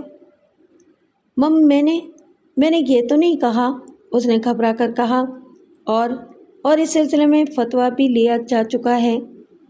فتویٰ جن گواہوں کے بیان کی روشنی میں دیا گیا ہے، میرے خیال میں وہ صاحب الرائے نہیں ہیں، اور دوسری بات یہ ہے کہ تمہارے بیان کے مطابق ناصر خان نے تمہیں صرف ایک طلاق دی تھی، جو کہ طلاق رجعی کہلاتی ہے، جس کا مطلب یہ ہے کہ تم دونوں بغیر خلالے کے رجوع یعنی شادی کر سکتے ہو۔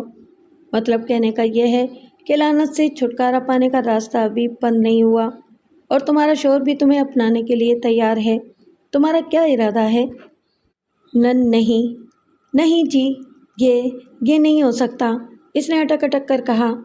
میں اس ظالم شخص کے ساتھ زندگی نہیں گزار سکتی، میں نے جج کی طرف دیکھتے ہوئے کہا۔ جناب عالی، اصل بات کچھ اور ہے، اس شادی کا مقصد کچھ اور تھا۔ یہ شادی زندگی گزارنے کے لیے نہیں کی گئی تھی، اور جو اصل مقصد تھا وہ طلاق کے ذریعے ہی حاصل کیا جا سکتا تھا۔ کیا آپ اس اصل مقصد کی کچھ تفصیل بتائیں گے؟ جج نے پوچھا۔ اس کے لیے آپ کو تھوڑا سا انتظار کرنا پڑے گا، میں نے کہا اور انجم کی طرف مڑا۔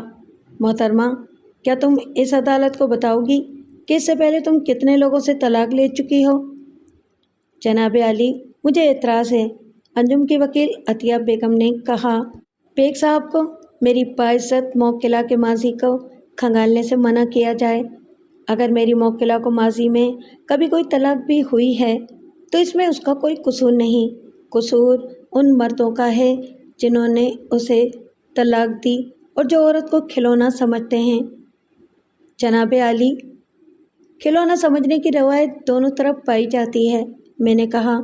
یہ نیت اور چانس کی بات ہے، لیکن یہ ایک عمومی بات ہے، اور عمومی بات بطور دلیل پیش نہیں کیا جا سکتی۔ اور جہاں تک ماضی کو کھنگالنے کی بات ہے تو گزارش یہ ہے کہ کسی انسان کے کردار کو سمجھنے کے لیے اس کے ماضی کو کھنگالنا ضروری ہوتا ہے۔ اس کیس میں یہ اس لیے بھی ضروری ہے کہ مدعا علیہ طلاق حاصل کرنے میں بہت پرجوش معلوم ہوتی ہے، حالانکہ اس نے خود کہا ہے کہ طلاق ایک لعنت ہے اور اسے طلاق پر بہت افسوس ہوا ہے، لیکن اس کا طرز عمل بہت مختلف نظر آ رہا ہے۔ یہ طلاق سے بچنے کے بجائے طلاق حاصل کرنے کی خواہش مند نظر آتی ہے۔ جج نے اعتراض مسترد کر دیا۔ انجم نے میرے سوال کے جواب میں کہا کہ اس سے پہلے اسے صرف ایک طلاق ہوئی تھی۔ کیا تم اس عدالت کو یہ بتاؤ گی کہ تمہارے پہلے شوہر کا نام اور عمر کیا تھی؟ انجم کی پریشانی بڑھتی جا رہی تھی۔ اس نے اپنی ساڑی کا پلو درست کرتے ہوئے کہا، اس کا نام جاوید حسن تھا اور عمر 30 سال سے کچھ زیادہ تھی۔ کیا وہ شادی شدہ تھا، رنڈوا تھا یا کنوارا تھا؟ اس نے اپنے آپ کو کنوارا ہی بتایا تھا۔ جناب عالی، مدعا علیہ غلط بیانی سے کام لے رہی ہے، میں نے جج سے کہا، میری استدعا ہے کہ جاوید حسن کو گواہی کے لیے عدالت میں طلب کیا جائے تاکہ اس کی عمر اور ازدواجی حیثیت کا تعین کیا جا سکے۔ جج نے پوچھا، آپ کے پاس اس غلط بیانی کا کیا ثبوت ہے؟ میں نے اپنی فائل سے ایک فل اسکیپ کاغذ نکال کر جج کے سامنے رکھا۔ اس کاغذ کے وسط میں 2 اشتہاروں کے تراشے لگے ہوئے تھے جو نشاط بیگم نے انجم کی شادی کے سلسلے میں اخبار میں دیے تھے۔ جج نے اشتہار پڑھ کر آنکھیں پھیلائیں، پوچھا، کیا یہ اس خاتون سے متعلق ہے؟ جی ہاں، میں نے جواب دیا۔ جج نے انجم سے کہا، بی بی، اپنے سابق شوہر جاوید حسن کا پتہ نوٹ کروا دو، عدالت اسے گواہی کے لیے طلب کرنا چاہتی ہے۔ مجھے اس کا پتہ معلوم نہیں ہے، انجم نے کہا، شاید آج کل کراچی میں نہیں ہے، سنا ہے کہ ملک سے باہر گیا ہوا ہے۔ پتہ کیسے معلوم نہیں ہے تمہیں؟ جج نے برہمی سے کہا، کیا تم نے بیوی کی حیثیت سے اس کے ساتھ زندگی نہیں گزاری؟ میں اپنے کاغذات میں پتہ تلاش کروں گی۔ اگلی تاریخ پر پتہ، نکاح نامہ، طلاق نامہ اور دیگر کاغذات بھی لے کر آنا۔ کیا یہ شخص تمہیں اپنے والدین، بھائی بہنوں اور رشتہ داروں سے نہیں ملاتا تھا؟ جج، جی ملاتا تھا۔ عدالت اس کے باپ، بھائی یا رشتہ داروں کو بھی گواہی کے لیے طلب کر سکتی ہے، جج نے غصے سے کہا۔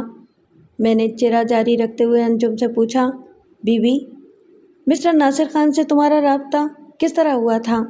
اس نے تھوک نگلتے ہوئے کہا، میرے بھائی نے اخبار میں اشتہار دیا تھا۔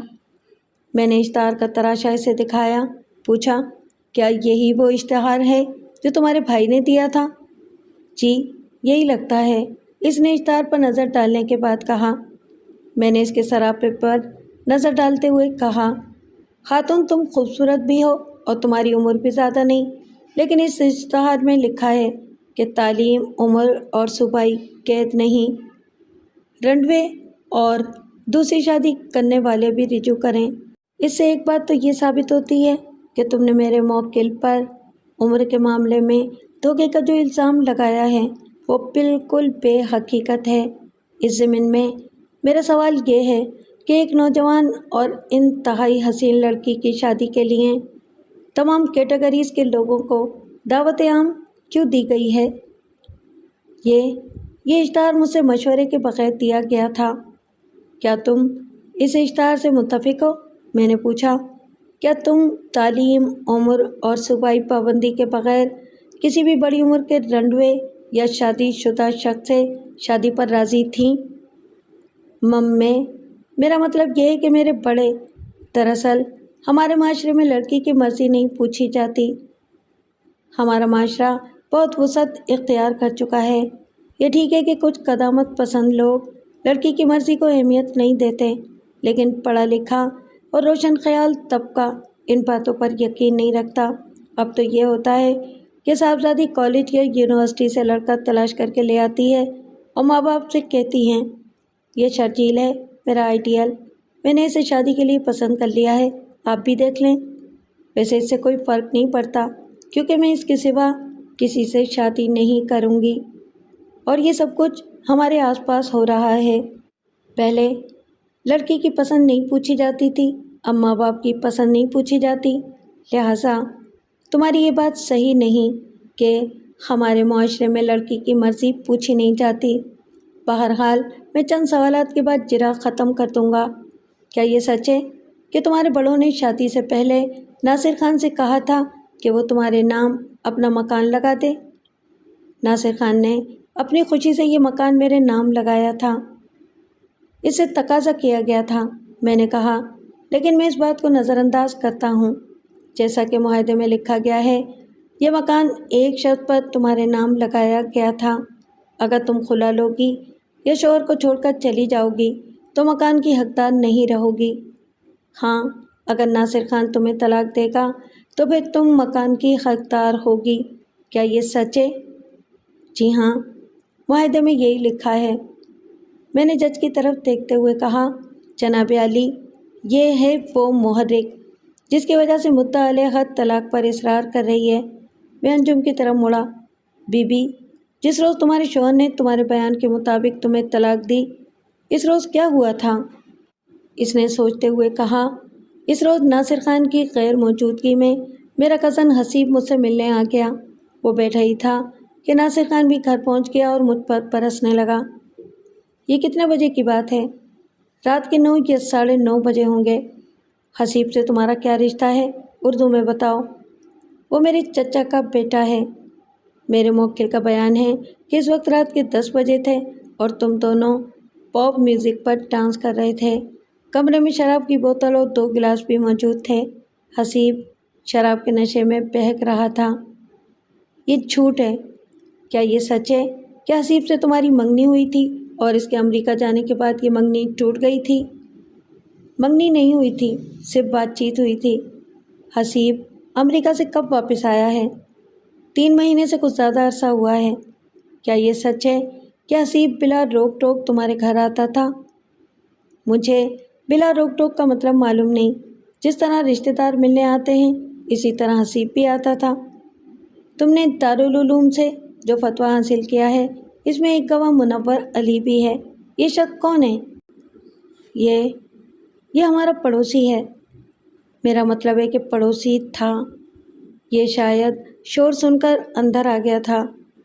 تم اس کو کتنے عرصے سے جانتی ہو؟ میں کیوں جاننے لگی اسے؟ وہ تو اتفاقاً ادھر سے گزر رہا تھا کہ شور سن کر اندر آ گیا، لیکن بعد میں یہ تمہارے ساتھ دارالعلوم گیا تھا اور تمہارے موقف کے حق میں گواہی دی تھی۔ جی ہاں، ہم خود اسے ساتھ لے کر گئے تھے۔ میری اس جرح سے نہ صرف انجم بلکہ اس کی بہن نشاط بیگم بھی بہت پریشان ہو رہی تھی۔ میں نے جرح ختم کر دی اور طلاق کے گواہ حسیب کو بلانے کی درخواست کی۔ پھٹے والے نے جج کے حکم پر حسیب کا نام لے کر آواز دی مگر کوئی جواب نہیں ملا۔ پھر اس نے منور علی کا نام پکارا، وہ بھی عدالت میں حاضر نہیں تھا۔ جج نے وکیل صفائی سے کہا کہ وہ اگلی پیشی پر دونوں گواہوں کو عدالت میں حاضر کرنے کا انتظام کرے، ساتھ ہی پیشکار کو دونوں کے نام سمن جاری کرنے کا حکم بھی دیا۔ اس کے بعد مقدمے کی سماعت 15 دن کے لیے ملتوی کر دی۔ 2 روز کے بعد دفتر میں کیس کی فائل کا مطالعہ کرتے ہوئے میں نے دیکھا کہ دارالعلوم کے فتوے میں منور علی کی ولدیت اختر حسین لکھی گئی تھی۔ مجھے یاد آیا کہ میں یہ نام اس کیس کے ضمن میں پہلے بھی دیکھ چکا ہوں۔ میں فائل کے کاغذات الٹ پلٹ کر دیکھنے لگا۔ تھوڑی دیر کے بعد مجھے یاد آیا کہ یہ نام میں نے کرائے کی رسید پر دیکھا تھا۔ مکان اور کرائے کی فائل الگ تھی۔ میں نے اس فائل کو نکال کر دیکھا۔ کرائے کی 2 رسیدوں میں عظمت علی کی ولدیت بھی اختر حسین لکھی تھی۔ میں چونکا۔ کیا یہ محض ایک اتفاق تھا یا منور علی اور عظمت علی سگے بھائی تھے؟ میں نے اس بات کو ڈائری میں نوٹ کر لیا۔ تیسرے یا چوتھے روز نشاط بیگم ایک نوجوان کے ہمراہ میرے دفتر میں آئی اور رسمی کلمات کے بعد بولی، وکیل صاحب، آپ کیوں ہمارا بیڑا غرق کرنے پر تلے ہوئے ہیں؟ اس کا لہجہ جارحانہ تھا اور اس کے ساتھ ہی نوجوان نے بھی تیوری چڑھا رکھی تھی۔ آپ کون سے بیڑے کی بات کر رہی ہیں؟ میں نے سخت لہجے میں کہا۔ ہوائی بیڑے کی یا بحری بیڑے کی؟ صاحب، انجان بننے کی کوشش نہ کریں، نوجوان نے کہا۔ کیا نام ہے تمہارا مسٹر؟ میں نے نوجوان سے کہا۔ میں انجان نہیں، بہت جاندار ہوں اور تمہارے جیسے بگڑے ہوئے بچوں کا انتظام کرنا خوب جانتا ہوں۔ میں نے میز کی درمیانی دراز کھولی اور دایاں ہاتھ اندر رکھ دیا۔ کہا، جو کچھ کہنا چاہتے ہو وہ صاف لفظوں میں کہو۔ آپ مجھے ڈرانے کی کوشش نہ کریں۔ پہلے اپنا نام بتاؤ اور پھر مطلب کی بات کرو۔ اگر ڈر لگ رہا ہے تو باہر نکل جاؤ۔ یہ پرائیویٹ دفتر ہے، یہاں لوگ تمیز سے بات کرتے ہیں۔ حسیب، تم رکو، نشاط بیگم نے کہا، مجھے بات کرنے دو۔ وکیل صاحب، اس روز آپ نے میری معصوم بہن پر بہت سخت جرح کی تھی۔ بیچاری اس روز سے پریشان پھر رہی ہے۔ آپ کو اس کے جذبات کا کچھ تو خیال کرنا چاہیے تھا۔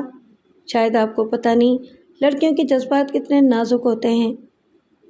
مجھے معلوم ہے، لیکن قانون بہت بے رحم ہوتا ہے اور ہمیں قانون کے حساب سے چلنا پڑتا ہے۔ اب مسئلہ کیا ہے؟ ناصر خان چاہتا کیا ہے؟ اسے میرے سامنے بٹھا کر پوچھیں کہ اس نے انجم کو طلاق دی ہے یا نہیں۔ میاں بیوی میں نرمی گرمی ہوتی رہتی ہے، آپ ان کا تعلق جوڑنے کی کوشش کریں۔ اب تو سوال ہی پیدا نہیں ہوتا، حسیب نے کہا۔ اگر عدالت نے ناصر خان کے حق میں فیصلہ کر دیا تو کوئی فرق نہیں پڑے گا۔ انجم اب دوبارہ اس بڈھے کے گھر میں قدم نہیں رکھے گی۔ کیا تم انجم کے سرپرست ہو؟ میں نے پوچھا۔ نشاط بیگم نے اسے ڈانٹا، بولی، تم چپ نہیں بیٹھ سکتے؟ اگر چپ ہی بٹھانا تھا تو ساتھ لانے کی کیا ضرورت تھی؟ اس نے غصے سے کہا اور دوسری طرف منہ پھیر لیا۔ وکیل صاحب، ناصر خان سے کہیں کہ کچھ لے دے کر معاملہ حل کر لے۔ نشاط بیگم نے کہا، مقدمے بازی میں کسی کا بھلا نہیں۔ آپ کے ذہن میں کیا تجویز ہے؟ ہم اسے 1 لاکھ دے سکتے ہیں۔ اور مکان تو ہمارا ہو چکا ہے۔ مکان کی قیمت 4 لاکھ سے زیادہ ہے۔ اگر آپ مکان سے دستبردار ہونے کے علاوہ قانونی اخراجات ادا کرنے پر تیار ہوں تو میں ناصر خان کو راضی کر لوں گا۔ یہ نہیں ہو سکتا تو پھر کیس چلنے دیں۔ ہم آپ کو بھی کچھ رقم دینے کے لیے تیار ہیں۔ میں ایمانداری سے کافی پیسے کما لیتا ہوں۔ سوچ لیں، وہ اٹھتے ہوئے بولی، ہم 50,000 آپ کو دے سکتے ہیں، کچھ زیادہ بھی دے سکتے ہیں۔ اگر بات سمجھ میں آ جائے تو اس نمبر پر فون کر لیں۔ اس نے ایک کاغذ میرے سامنے رکھتے ہوئے کہا۔ میں نے نمبر پر نظر ڈالتے ہوئے کہا، میرے پاس آپ کا نمبر موجود ہے۔ آپ کے پاس میرا نمبر؟ اس نے حیرانی سے پوچھا۔ آپ کا بہنوئی میرا موکل ہے، میں نے مختصر جواب دیا۔ وہ فکر مند نظر آنے لگی، پوچھا، آپ کے پاس ہمارے بارے میں اور کیا معلومات ہیں؟ کوئی وکیل اس سوال کا جواب نہیں دے گا۔ دونوں نے پریشان نظروں سے ایک دوسرے کی طرف دیکھا اور رخصت ہو گئے۔ اگلے روز میں نے ناصر خان کو بلا کر کہا، میرا خیال ہے کہ منور علی اور عظمت علی سگے بھائی ہیں۔ یہ کیسے ہو سکتا ہے؟ اس نے کہا، دونوں کی ولدیت اختر حسین ہے۔ آپ ان کے بارے میں چھان بین کرنے کی کوشش کریں۔ اس نے کوشش کرنے کا وعدہ کیا۔ اگلی 3 پیشیوں پر انجم کی وکیل مختلف بہانوں سے تاریخیں لیتی رہی۔ تیسری پیشی پر جج نے میرے احتجاج پر وکیل صفائی سے کہا، مسز عطیہ بیگم، اگر اگلی پیشی پر آپ کی موکلہ گواہوں سمیت عدالت میں حاضر نہ ہوئی تو میں یک طرفہ فیصلہ دے دوں گا۔ اس وارننگ کا خاطر خواہ نتیجہ نکلا اور اگلی پیشی پر پورا گروپ عدالت میں موجود تھا۔ اس میں نشاط بیگم، انجم، شبن خان، حسیب اور منور علی وغیرہ شامل تھے۔ ناصر خان ایک نوجوان کے ہمراہ عدالت میں آیا تھا۔ میں نے اندازہ لگایا کہ نوجوان کی موجودگی حفظ ما تقدم کے طور پر تھی۔ دونوں عدالت کے کمرے میں بیٹھے تھے۔ جب میں عدالت کے سامنے پہنچا تو ایک درمیانے قد کا آدمی جس کی عمر 30 سال سے زیادہ معلوم ہوتی تھی میرے قریب آیا اور سلام کرنے کے بعد بولا، سر، میرا نام منور علی ہے اور میں گواہی کے سلسلے میں حاضر ہوا ہوں۔ میں نے غور سے اس کا جائزہ لیا۔ اس کے چہرے میں عظمت علی سے مشابہت پائی جاتی تھی۔ گواہی ضرور دینی چاہیے، میں نے کہا، تھوڑی دیر میں ہماری باری آنے والی ہے، آپ اندر چل کر بیٹھیں۔ میں ایک گزارش کرنا چاہتا ہوں، اس نے دھیمی آواز میں کہا۔ میری تھوڑی دیر پہلے انجم خاتون سے بات ہوئی ہے۔ وہ تقریباً رو رہی ہے، کہتی ہے کہ آپ کے سوالوں کی وجہ سے اس کی بڑی بدنامی ہوئی ہے۔ مجھے افسوس ہے، میں اب محتاط رہوں گا۔ سر، میں خدا کو حاضر و ناظر جان کر کہتا ہوں کہ ناصر خان نے میرے سامنے اسے طلاق دی تھی۔ آپ نے جو کچھ سنا اور دیکھا وہ عدالت میں بیان کر دیں۔ میں آپ کو جھوٹا بیان دینے کے لیے ہرگز نہیں کہوں گا۔ یہ بات نہیں ہے۔ دراصل انجم خاتون صلح پر راضی ہو گئی ہے، لیکن وہ کہتی ہے کہ معاملہ عدالت میں نہیں گھر میں طے ہونا چاہیے۔ یہ تو بڑی اچھی بات ہے۔ میں تو شروع سے صلح کے حق میں ہوں۔ کیا آپ نے ناصر خان سے بات کی ہے؟ ناصر خان بھی راضی ہے، لیکن اس نے کہا ہے کہ وہ آپ سے مشورہ کیے بغیر کوئی فیصلہ نہیں کرے گا۔ مشورہ کرنا اچھی عادت ہے۔ آپ ایسا کریں کہ عدالتی کارروائی جلدی ختم کروا دیں، کوئی جرح شروع نہ کریں۔ یہاں سے فارغ ہو کر سب آپ کے دفتر میں جمع ہوں گے اور مل بیٹھ کر تصفیہ کر لیں گے۔ ایسا بھی ہو سکتا ہے، میں نے اس کا کندھا تھپ تھپایا۔ ویسے آپ اس معاملے میں کافی دلچسپی لے رہے ہیں۔ دراصل انجم خاتون کی حالت دیکھ کر مجھے ترس آ گیا۔ شریف لڑکی ہے، عدالتی کارروائی کی وجہ سے پریشان ہے۔ طبعی بات ہے، آپ اسے تسلی دیں، میں ناصر خان سے مشورہ کرتا ہوں۔ وہ شاطر آدمی خوش خوش واپس چلا گیا۔ وہ یہ سمجھ رہا تھا کہ اس نے مجھے شیشے میں اتار لیا تھا۔ 10 منٹ بعد ہمارے کیس کی باری آ گئی۔ جج نے فائل کھول کر اپنے نوٹس پر نظر ڈالی اور انجم سے مخاطب ہو کر بولا، بی بی، تمہیں کچھ کاغذات لانے کے لیے کہا گیا تھا۔ انجم نے اپنی وکیل کی طرف دیکھا۔ وکیل نے اٹھ کر کہا، جناب عالی، فریقین میں راضی نامے کا امکان پیدا ہو گیا ہے۔ امید ہے کہ اگلی پیشی کے دوران مشترکہ درخواست داخل کر دی جائے گی۔ جج نے میری طرف دیکھا۔ بیگ صاحب، آپ تو بہت شور مچا رہے تھے۔ جناب عالی، راضی نامے کا امکان یک طرفہ معلوم ہوتا ہے، میں نے کہا۔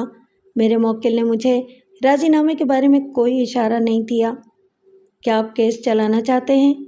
جی ہاں جناب عالی۔ جج نے عطیہ بیگم سے پوچھا، کیا آپ کی موکلہ مطلوبہ کاغذات لائی ہے یا نہیں؟ عطیہ بیگم نے انجم سے بات کرنے کے بعد کہا کہ اس کی موکلہ کاغذات نہیں لائی۔ جج نے انجم سے کہا، بی بی، تم اپنا کیس خود خراب کر رہی ہو۔ پھر اس نے حسیب کو گواہی کے لیے طلب کیا اور بیان دینے کے لیے کہا۔ حسیب نے سچ بولنے کا حلف اٹھانے کے بعد کہا، انجم خاتون میری کزن ہے۔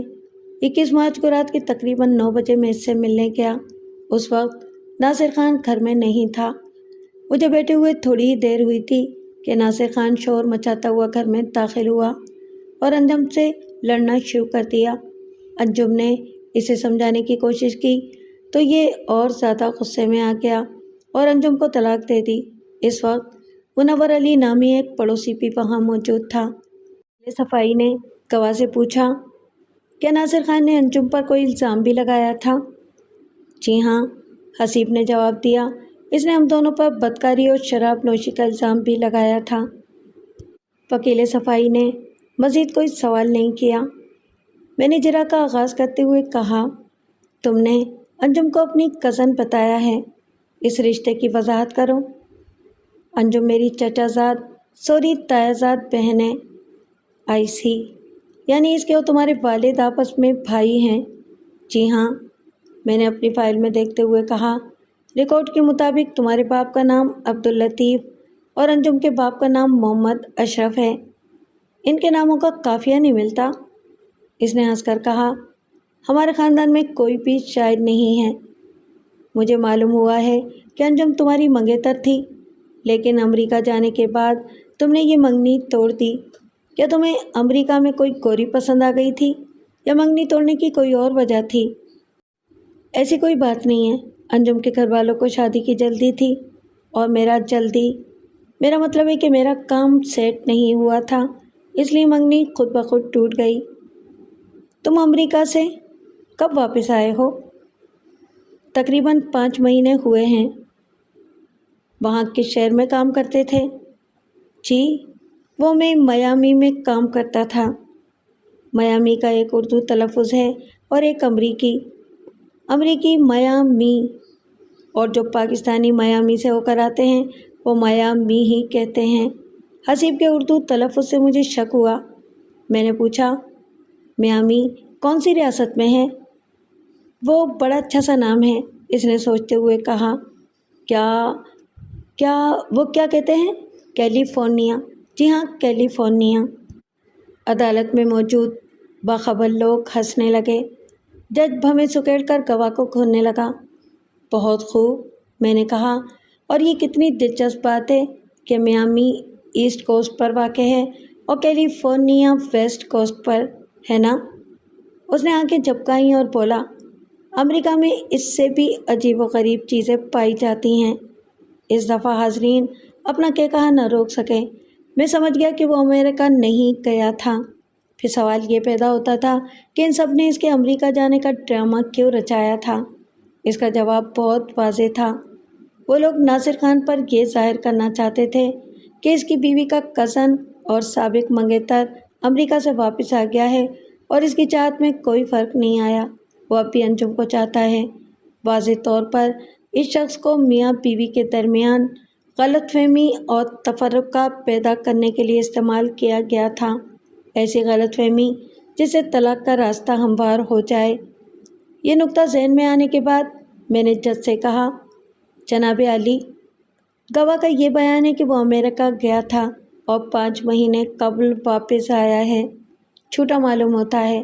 یہ بات بھی چھوٹی معلوم ہوتی ہے کہ گواہ انجم کے چچا کا بیٹا ہے، اس لیے گواہ کو ان دونوں باتوں کا یقینی ثبوت پیش کرنے کا حکم دیا جائے۔ عطیہ بیگم نے میری درخواست پر اعتراض کرتے ہوئے کہا، جناب عالی، ان باتوں کا اصل مقدمے سے کوئی تعلق نہیں ہے۔ اس قسم کی چھان بین سے عدالت کا قیمتی وقت ضائع ہوگا۔ جناب والا، خاتون وکیل حقیقت سے بہت دور کی بات کر رہی ہیں۔ ان باتوں کا اصل مقدمے سے ایسا ہی تعلق ہے جیسا سانس کا زندگی سے ہوتا ہے۔ ایک تعلق کا ذکر میں اپنے دلائل میں کروں گا اور دوسرا تعلق تزکیۃ الشہود یعنی گواہ کی پاکیزگی سے ہے۔ اگر یہ ثابت ہو جائے کہ گواہ نے گواہی کے دوران جھوٹ بولا ہے تو اس کی شہادت معتبر اور مقبول نہیں ہوگی۔ جج نے اعتراض مسترد کر دیا اور گواہ سے کہا، اگلی پیشی پر ان دونوں باتوں کے دستاویزی ثبوت ساتھ لے کر آنا۔ وہ کچھ نہیں بولا۔ اس کے چہرے پر نمودار ہونے والی پریشانی صاف نظر آ رہی تھی۔ جناب والا، مزید جرائم ثبوت پیش کیے جانے کے بعد کروں گا، میں نے کہا، اس لیے دوسرے گواہ کو طلب کیا جائے۔ دوسرا گواہ یعنی منور علی عدالت کے حکم پر کٹہرے میں داخل ہوا اور سچ بولنے کا حلف اٹھانے کے بعد بولا، 21 مارچ کو رات کے 10 بجے میں ناصر خان کے فلیٹ کے سامنے سے گزر رہا تھا تو میں نے اندر سے جھگڑے کی آواز سنی۔ چونکہ دروازہ کھلا ہوا تھا اس لیے میں رک کر اندر دیکھنے لگا۔ ناصر خان اپنی بیوی پر بدکاری اور شراب نوشی کا الزام عائد کر رہا تھا۔ کچھ دیر کی تلخ کلامی کے بعد اس نے اپنی بیوی کو طلاق دے دی۔ اس کی بیوی انجم نے مجھے روک لیا اور گواہی کے لیے میرا نام پتہ نوٹ کر لیا۔ وکیل صفائی نے اس سے کوئی سوال نہیں کیا۔ میں آگے آیا اور جرا سے پہلے منور علی کو گھورا۔ وہ مجھ سے نظریں چرانے لگا۔ منور علی، تمہارے بیان سے ظاہر ہوتا ہے کہ تم محض اتفاقاً ناصر خان کے فلیٹ کے سامنے موجود تھے اور مجھے یہ بتایا گیا ہے کہ تم ناصر خان کی آمد سے پہلے دروازے کے سامنے موجود تھے اور چابی کے سوراخ سے اندر دیکھ رہے تھے۔ یہ جھوٹ ہے جی، اس نے جلدی سے کہا۔ مجھے ایک پرائے فلیٹ میں جھانکنے کی کیا ضرورت تھی؟ اندر جھانکنے کے لیے اس لیے ضرورت تھی کہ اندر سے پاپ موسیقی کی آواز آ رہی تھی اور انجم حسیب کے ساتھ ڈانس کر رہی تھی۔ لیکن فی الحال میں اس بات کا ذکر چھوڑتا ہوں۔ یہ بتاؤ، کیا تم نے ناصر خان سے یہ نہیں کہا تھا کہ اندر اس کی عزت نیلام ہو رہی ہے؟ توبہ توبہ، مجھے ایسی بات کہنے کی کیا ضرورت تھی؟ کوئی شخص اپنے گھر میں کچھ بھی کرتا رہے۔ تم نے موسیقی کی آواز تو ضرور سنی ہوگی۔ جج جی، آواز تو سنی تھی، مگر میں یہ نہیں جانتا تھا کہ وہ ناصر خان کے فلیٹ سے آ رہی تھی۔ بالکل صحیح، میں نے کہا، جہاں بہت سے فلیٹ ہوں وہاں آوازوں کا اندازہ لگانا مشکل ہوتا ہے۔ کیا یہ صحیح ہے کہ جب جھگڑا شروع ہوا اس وقت موسیقی کی آواز بند ہو گئی تھی؟ جی ہاں۔ اس کا مطلب یہ ہے کہ تم جھگڑا شروع ہونے سے پہلے وہاں موجود تھے، اور موسیقی کی آواز بند ہونے کا مطلب یہ ہے کہ وہ ناصر خان کے فلیٹ سے ہی آ رہی تھی۔ میں اس بارے میں یقین سے کچھ نہیں کہہ سکتا۔ تم نے کہا ہے کہ فلیٹ کا دروازہ کھلا تھا اور جھگڑے کی آوازیں دور تک جا رہی تھیں۔ یہ بتاؤ کہ وہاں تمہارے علاوہ کتنے افراد اور تھے؟ اور کوئی نہیں تھا، میں نے کسی کو نہیں دیکھا۔ تم ناصر خان اور انجم کو کتنے عرصے سے جانتے ہو؟ جی، میری ان سے کوئی جان پہچان نہیں ہے۔ میں تو انجم خاتون کے کہنے پر گواہی دینے آ گیا ہوں، اس سے زیادہ میرا ان سے کوئی واسطہ نہیں ہے۔ تم نے انہیں بلڈنگ میں آتے جاتے تو دیکھا ہوگا؟ شاید ایک آدھ دفعہ دیکھا ہوگا۔ تم کون سے فلور پر رہتے ہو؟ میں اپنے مکان میں رہتا ہوں، سوسائٹی میں۔ آپ نے تو خود کو ناصر خان کا پڑوسی ظاہر کیا تھا، کیا آپ آصف سینٹر میں نہیں رہتے؟ جی نہیں، ناصر خان کو غلط فہمی ہوئی ہوگی۔ ناصر خان کی بیوی نے بھی تمہیں اپنا پڑوسی ظاہر کیا ہے۔ جناب عالی، پڑوسی کی اصطلاح وسیع مفہوم رکھتی ہے، وکیل صفائی نے کہا۔ اگر ہم ایران، افغانستان اور انڈیا کو پاکستان کے پڑوسی ممالک کہہ سکتے ہیں تو ایک شہر کے رہنے والے آپس میں پڑوسی کیوں نہیں ہو سکتے؟ میں نے اپنی بات پر زور نہیں دیا اور گواہ سے پوچھا، تم رات کے 10 بجے آصف سینٹر میں کیا کرنے گئے تھے؟ میں ایک دوست سے ملنے، میرا مطلب ہے کہ ایک دوست سے مل کر آ رہا تھا۔ وہ پریشان نظر آنے لگا۔ اس دوست کا نام کیا ہے؟ دوست کا نام؟ اوہ ہاں، اس کا نام سراج ہے۔ سراج احمد، سراج الحق یا سراج الدین؟ سراج الحق۔ سر، آپ سراج الحق کے پیچھے کیوں پڑ گئے ہیں؟ پلیز میرے سوال کا جواب دو کہ یہ سراج الحق کیا کام کرتا ہے؟ وہ جی ڈرائیور ہے، ٹیکسی چلاتا ہے۔ منور علی، ذرا سوچ کر بتاؤ کہ یہ سراج الحق ٹیکسی ڈرائیور آصف سینٹر کے کون سے فلور پر رہتا ہے؟ جی، وہ میں نے یہ تو نہیں کہا کہ سراج الحق آصف سینٹر میں رہتا ہے۔ تم نے یہ کہا ہے کہ تم سراج الحق ٹیکسی ڈرائیور سے مل کر آ رہے تھے اور دوسری منزل پر ایک میاں بیوی کے جھگڑے میں ملوث ہو گئے یا گواہ بن گئے۔ چونکہ ناصر خان دوسری منزل پر رہتا ہے، اس لیے تمہارے دوست سراج الحق کا فلیٹ لازماً تیسری، چوتھی یا پانچویں منزل پر ہونا چاہیے۔ دراصل وہ سراج مجھے راستے میں مل گیا تھا۔ راستے میں یا آصف سینٹر کی چھت پر؟ میں نے کہا، آصف سینٹر مین روڈ سے ہٹ کر ہے، اس کی سیڑھیاں اندرونی جانب ہیں۔ ناصر خان کا فلیٹ دوسری منزل پر ہے، مطلب یہ ہے کہ یہ فلیٹ کسی شخص کے راستے میں نہیں آ سکتا، خواہ وہ اڑتا ہوا ہی کیوں نہ آ رہا ہو۔ لہٰذا کیا تم اس عدالت کو بتاؤ گے کہ رات 10 بجے تم اس عمارت میں کس نیت سے داخل ہوئے تھے؟ وہ بری طرح بوکھلا گیا، بولا، دراصل میں کوئی خالی فلیٹ دیکھنے وہاں گیا تھا۔ خالی فلیٹ؟ کیا چوری کا ارادہ تھا؟ دراصل میں فلیٹ خریدنا چاہتا ہوں۔ میں نے جج سے مخاطب ہو کر کہا، جناب عالی، یہ شخص ایک جھوٹ نبھانے کے لیے جھوٹ پر جھوٹ بولے چلا جا رہا ہے۔ دوسرے لفظوں میں یہ شخص عادل اور مقبول الشہادت نہیں ہے۔ ذرا غور فرمائیے، یہ رات کے 10 بجے کسی خالی فلیٹ کی تلاش میں ایک عمارت میں داخل ہوا اور طلاق کا گواہ بن کر باہر آیا۔ اب میں جو سوالات کروں گا اسے اس کی اصل حقیقت واضح ہونا شروع ہو جائے گی۔ سر، آپ ناصر خان سے پوچھ لیں۔ منور علی گھبرائے ہوئے لہجے میں بولا، میں واقعی وہاں موجود تھا، یہ خود مجھے اندر لے کر گئے تھے۔ اندر لے گئے تھے؟ جج نے حیرانی سے کہا، تھوڑی دیر پہلے تو تم نے کہا ہے کہ تم باہر کھڑے ہو کر جھگڑے کا مشاہدہ کر رہے تھے۔ وہ جی مجھ سے غلطی ہو گئی تھی، اس نے ہاتھ جوڑے۔ یہ عدالت ہے، جج نے ڈانٹ کر کہا، سوچ سمجھ کر منہ سے بات نکالو۔ بیگ صاحب، ذرا جاری رکھیں۔ منور علی، اب جو سوال میں کرنے والا ہوں اسے دھیان سے سننا اور ٹھیک ٹھیک جواب دینا، میں نے کہا اور کچھ دیر توقف کیا۔ یہ بتاؤ، تمہارا بڑا بھائی کہاں رہتا ہے؟ بڑا بھائی؟ میں نے بڑا بھائی ہی کہا ہے، کیا تم اونچا سننے لگے ہو؟ نشاط بیگم، انجم اور شبنم جو اگلی قطار میں بیٹھے تھے اس صورتحال پر خاصے پریشان ہو رہے تھے۔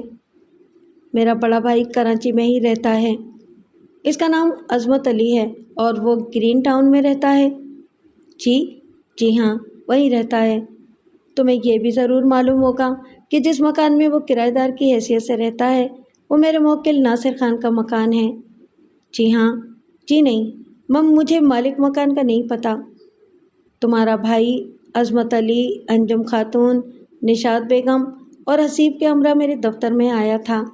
یہ تینوں افراد عدالت میں موجود ہیں اور سامنے بیٹھے ہیں، جبکہ تم انجم خاتون، نشاط بیگم اور حسیب کے ہمراہ یہاں عدالت میں بھی آئے ہو اور دارالعلوم بھی گئے تھے۔ نتیجہ یہ نکلا کہ تم اور تمہارا بھائی ان تینوں کی مدد پر کمر بستہ ہو۔ اتنے قریبی تعلق کی موجودگی میں تمہاری لا علمی ناقابل فہم ہے۔ وہ کچھ نہیں بولا۔ وکیل صفائی نے کہا، جناب عالی، ان تمام خامیوں کے باوجود یہ بات اپنی جگہ پر موجود ہے کہ ناصر خان اپنی بیوی کو طلاق دے چکا ہے۔ میں نے کہا، جناب عالی، دونوں گواہ جھوٹے اور غیر معتبر ثابت ہو چکے ہیں، نیز یہ دونوں جانبدار بھی ثابت ہو چکے ہیں، ان کی گواہی پر کیسے انحصار کیا جا سکتا ہے؟ جناب عالی، دارالعلوم کا فتویٰ موجود ہے۔ آپ یہ ساری باتیں اپنے دلائل میں شامل کر لیں، جج نے کہا۔ پھر مجھ سے پوچھا، آپ کوئی اور سوال کرنا چاہتے ہیں؟ نہیں جناب والا، میں کوئی اور سوال نہیں کرنا چاہتا۔ اب کیا چیز باقی رہ گئی ہے؟ جج نے پوچھا۔ جناب والا، آپ نے مدعا علیہ کو پہلے شادی کا نکاح نامہ اور طلاق نامہ عدالت میں پیش کرنے کا حکم دیا تھا، نیز پہلے شوہر کا پتہ بھی طلب کیا تھا۔ گواہ نمبر 1 کو 2 باتوں کا ثبوت پیش کرنے کا حکم دیا گیا ہے۔ اول، امریکہ جانے کا ثبوت، اور دوم، انجم کا چچا زاد بھائی ہونے کا ثبوت۔ جج نے گواہ اور مدعا علیہ کو ان امور کی تاکید کی اور سماعت 10 روز کے بعد ملتوی کر دی۔ عدالت سے باہر نکلنے کے بعد میں نے ناصر خان سے کہا، اگلی پیشی پر عزیز صمدانی کو ساتھ لے کر آئیں اور انہیں نشاط بیگم وغیرہ کی نظروں سے دور رکھیں۔ ٹھیک ہے، میں صمدانی صاحب کو ساتھ لے کر آؤں گا، اس نے کہا۔ ویسے آج تو آپ نے کمال ہی کر دیا، آپ کو کیسے پتہ چلا کہ منور علی عظمت علی کا بھائی ہے؟ انسان آنکھیں کھلی رکھے تو بہت کچھ پتہ چل جاتا ہے۔ میں اس وقت جلدی میں تھا کیونکہ مجھے دوسری عدالت میں بھی جانا تھا۔ جب میں ناصر خان سے سلام کر کے رخصت ہوا تو میں نے نشاط بیگم کو بڑے دوستانہ انداز میں ناصر کی طرف بڑھتے دیکھا۔ اگلی پیشی پر ناصر خان بڑا خوش نظر آ رہا تھا۔ بیگ صاحب، خوشخبری، اس نے میرے قریب پہنچ کر کہا۔ نشاط بیگم میرے مکان سے 10 بردار ہونے پر تیار ہو گئی ہے۔ کس شرط پر؟ شرط کوئی خاص نہیں ہے، اس نے کہا ہے کہ اگر میں انجم کو باقاعدہ طلاق دے دوں تو وہ مکان والا ایگریمنٹ واپس کر دے گی اور عظمت علی سے بھی مکان خالی کروا دے گی۔ اس لیے آج ہم تاریخ لے لیتے ہیں، شام کو آپ کے دفتر میں یا کسی دوسری جگہ پر بیٹھ کر راضی نامہ تیار کر لیں گے۔ میرا تو بوجھ ہلکا ہو گیا ہے۔ آپ نے مجھے پہلے کیوں یہ بات نہیں بتائی؟ یہ فیصلہ رات ہی کو ہوا ہے۔ ناصر صاحب، آپ بہت سیدھے آدمی ہیں، اس قسم کا سمجھوتہ کرنے کا وقت گزر چکا ہے۔ میں آپ کو یقین دلاتا ہوں کہ یہ بات جج کو بھی پسند نہیں آئے گی، اور کوئی عجب نہیں کہ ہم جیتا ہوا کیس ہار جائیں۔ آپ صمدانی صاحب کو ساتھ لائے ہیں؟ جی ہاں، وہ بیٹھے ہیں، اس نے ایک دور افتادہ بینچ کی طرف اشارہ کیا۔ صمدانی صاحب نے اپنے چہرے کے سامنے اخبار کیا ہوا تھا۔ اس وقت ہم عدالت کے دروازے کے سامنے کھڑے تھے۔ جج ابھی نہیں آیا تھا۔ جن وکلا کی اس روز تاریخ تھی وہ رجسٹر پر حاضری لگا رہے تھے۔ تبھی میں نے دیکھا کہ پیشکار ایک ادھیڑ عمر شخص سے بات کرتے ہوئے میری طرف اشارہ کر رہا تھا۔ مذکورہ شخص نے اسبات میں سر ہلایا اور میرے قریب پہنچ گیا۔ مرزا امجد بیگ آپ ہی ہیں؟ اس نے سلام کے لیے ہاتھ بڑھایا اور اسبات میں جواب پا کر بولا، میرا نام جاوید حسن ہے، میں انجم خاتون والے کیس کے بارے میں آپ سے بات کرنا چاہتا ہوں۔ آپ انجم کے پہلے شوہر ہیں؟ دوسرا یا تیسرا سمجھیں، اس نے اداس سی مسکراہٹ کے ساتھ کہا۔ چند روز پہلے میں نے شام کے ایک اخبار میں اس کیس کا احوال پڑھا تھا۔ میں آپ کو اس سلسلے میں کچھ تفصیل بتانا چاہتا ہوں۔ میں اسے اس بینچ پر لے گیا جہاں عزیز صمدانی بیٹھا ہوا تھا۔ اس کی عمر 55 سال کے لگ بھگ تھی۔ وہ اپنے ایک مکان سے ہاتھ دھو چکا تھا جو بفر زون میں واقع تھا۔ میں نے اس کا صمدانی سے تعارف کرایا اور کہا، جب ہمارے کیس کی سماعت شروع ہو تو آپ عدالت کے سامنے رک کر انتظار کریں، میں جج کی اجازت سے آپ کو اندر بلانے کی کوشش کروں گا۔ پھر میں نے ناصر خان کو ساتھ لیا اور دوبارہ عدالت کے سامنے پہنچ گیا۔ تھوڑی دیر بعد نشاط بیگم اور انجم تیز چلتی ہوئی برآمدے میں داخل ہوئیں اور سیدھی ہماری طرف آئیں۔ ہمیں گھر سے نکلتے ہوئے دیر ہو گئی۔ نشاط بیگم نے کہا، جج صاحب تو نہیں آئے ابھی؟ بس آنے ہی والے ہیں۔ نشاط بیگم نے ناصر خان سے پوچھا، آپ نے بیگ صاحب سے بات کر لی؟ ہاں، بات ہو گئی ہے، جواب میں نے دیا۔ آپ اندر چل کر بیٹھیں، آپ سے کچھ مزید بات کرنی ہے۔ آپ کے گواہ نہیں آئے؟ جہنم میں ڈالیں گواہوں کو، جتنے زیادہ لوگ بیچ میں ہوں اتنی ہی خرابی ہوتی ہے۔ آپ تاریخ لے لیں، دفتر میں بیٹھ کر اطمینان سے بات کریں گے۔ میں نے کہا، اگر آپ تصفیہ کرنا چاہتی ہیں تو اس کا ایک ہی طریقہ ہے، آپ طلاق کی ضد چھوڑ دیں اور اپنی بہن کو شوہر کے ساتھ رخصت کر دیں۔ ناصر صاحب، یہ کیا بات ہے؟ نشاط بیگم نے کہا، کل تو آپ طلاق دینے پر راضی ہو گئے تھے۔ نشاط بیگم، یہ کیس آپ ہار چکی ہیں۔ میں نے کہا، اب تصفیہ ہماری مرضی سے ہوگا۔ عدالت صرف فیصلہ کر سکتی ہے، عورت کو شوہر کے پاس رہنے پر مجبور نہیں کر سکتی۔ ہم خلا کی درخواست دے سکتے ہیں۔ بات صرف شوہر کے پاس رہنے کی نہیں ہے، میں نے کہا۔ اس کیس کے بعد ناصر صاحب آپ کے خلاف تعزیرات پاکستان کی دفعات 417، 420 اور 424 کے تحت مقدمہ درج کرانے والے ہیں۔ اس میں آپ دونوں کے علاوہ حسیب، منور علی، شبن اور عصمت علی کو فریق بنایا جائے گا۔ یہ سن کر دونوں کا رنگ پیلا پڑ گیا۔ نشاط بیگم نے بظاہر بے خوفی سے کہا، ہم ایسے کیسوں سے ڈرنے والے نہیں ہیں۔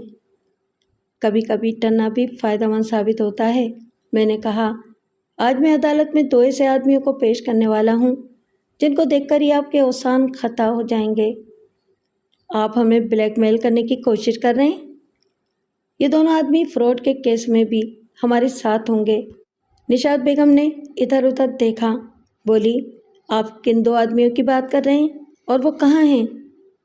وہ عدالت کے باہر موجود ہیں اور بوقت ضرورت انہیں اندر بلا لیا جائے گا۔ ایک شخص تو وہ ہے جس کا بفر زون والا مکان آپ نے ہتھیایا تھا۔ جاوید حسن؟ انجم نے بے ساختہ کہا۔ وہ خوفزدہ نظر آنے لگی تھی۔ کیا وہ واقعی باہر موجود ہے؟ ہاں، وہ واقعی باہر موجود ہے اور میرے اشارے کا منتظر ہے۔ اس کے علاوہ آج میں نے 2 اخباری نمائندوں کو بھی خاص طور پر بلایا ہے۔ کل کے اخبار میں آپ کی تصویروں کے ساتھ خبر چھپے گی۔ انجم سمٹتی جا رہی تھی۔ اس نے کہا، باجی اب کیا ہوگا؟ دیکھیں بیگ صاحب، آپ جاوید حسن کو نہیں جانتے۔ وہ اوپر سے بہت سیدھا نظر آتا ہے لیکن اندر سے بہت خطرناک ہے۔ اس نے انجم کو قتل کی دھمکی دی ہوئی ہے۔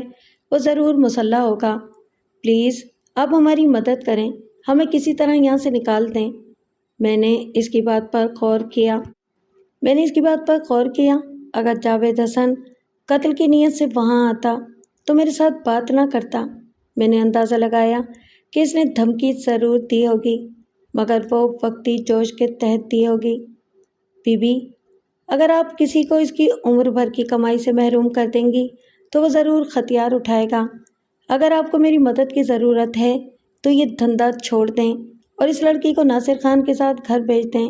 یہ بہت عزت والے اور شریف آدمی ہیں، لیکن اگر ان کے ساتھ زیادتی ہوئی تو یہ بھی ہتھیار اٹھا سکتے ہیں۔ آپ نے جو فیصلہ کرنا ہے جلدی کریں کیونکہ جج صاحب آنے والے ہیں۔ تیسرا آدمی کون ہے؟ تیسرا ادھیڑ عمر شکار، میں نے کہا۔ اس کا نام عزیز سمدانی ہے اور یہ بھی آپ سے سلسلہ جنبانی کر چکا ہے۔ میں ناصر صاحب کے ساتھ جانے کے لیے تیار ہوں، انجم نے خوفزدہ لہجے میں کہا۔ میں وعدہ کرتی ہوں کہ آئندہ ان کی وفادار بن کر رہوں گی۔ انجم، تمہارا دماغ تو ٹھیک ہے؟ نشاط بیگم نے کہا۔ ہاں، میرا دماغ بالکل ٹھیک ہے، انجم نے اپنے جوش کو دباتے ہوئے کہا۔ میں آپ لوگوں کے کھیل سے تنگ آ چکی ہوں۔ بیگ صاحب ٹھیک کہتے ہیں، اگر کسی مایوس شخص نے میرے سینے میں گولی اتار دی تو سب کچھ یہیں دھرا رہ جائے گا، اور میرا خیال ہے کہ آپ لوگ چاہتے بھی یہی ہیں کہ کوئی شخص مجھے ختم کر دے اور آپ مفت کی جائیداد کے مالک بن جائیں۔ بیگ صاحب، آپ مجھے بتائیں کہ میں عدالت میں کیا بیان دوں؟ تم عدالت سے صرف اتنا کہنا کہ تم اپنے شوہر کے ساتھ جانے کے لیے تیار ہو۔ ٹھیک ہے جی، میں یہی کہوں گی۔ چند منٹ کے بعد اس کی وکیل بھی کمرے میں پہنچ گئی۔ اسے ہمارے فیصلے پر زیادہ خوشی نہیں ہوئی، تاہم اس نے کوئی اعتراض نہیں کیا۔ جج نے انجم کا بیان سن کر اسے شوہر کے ساتھ جانے کی اجازت دے دی۔ دلائل دھرے کے دھرے رہ گئے۔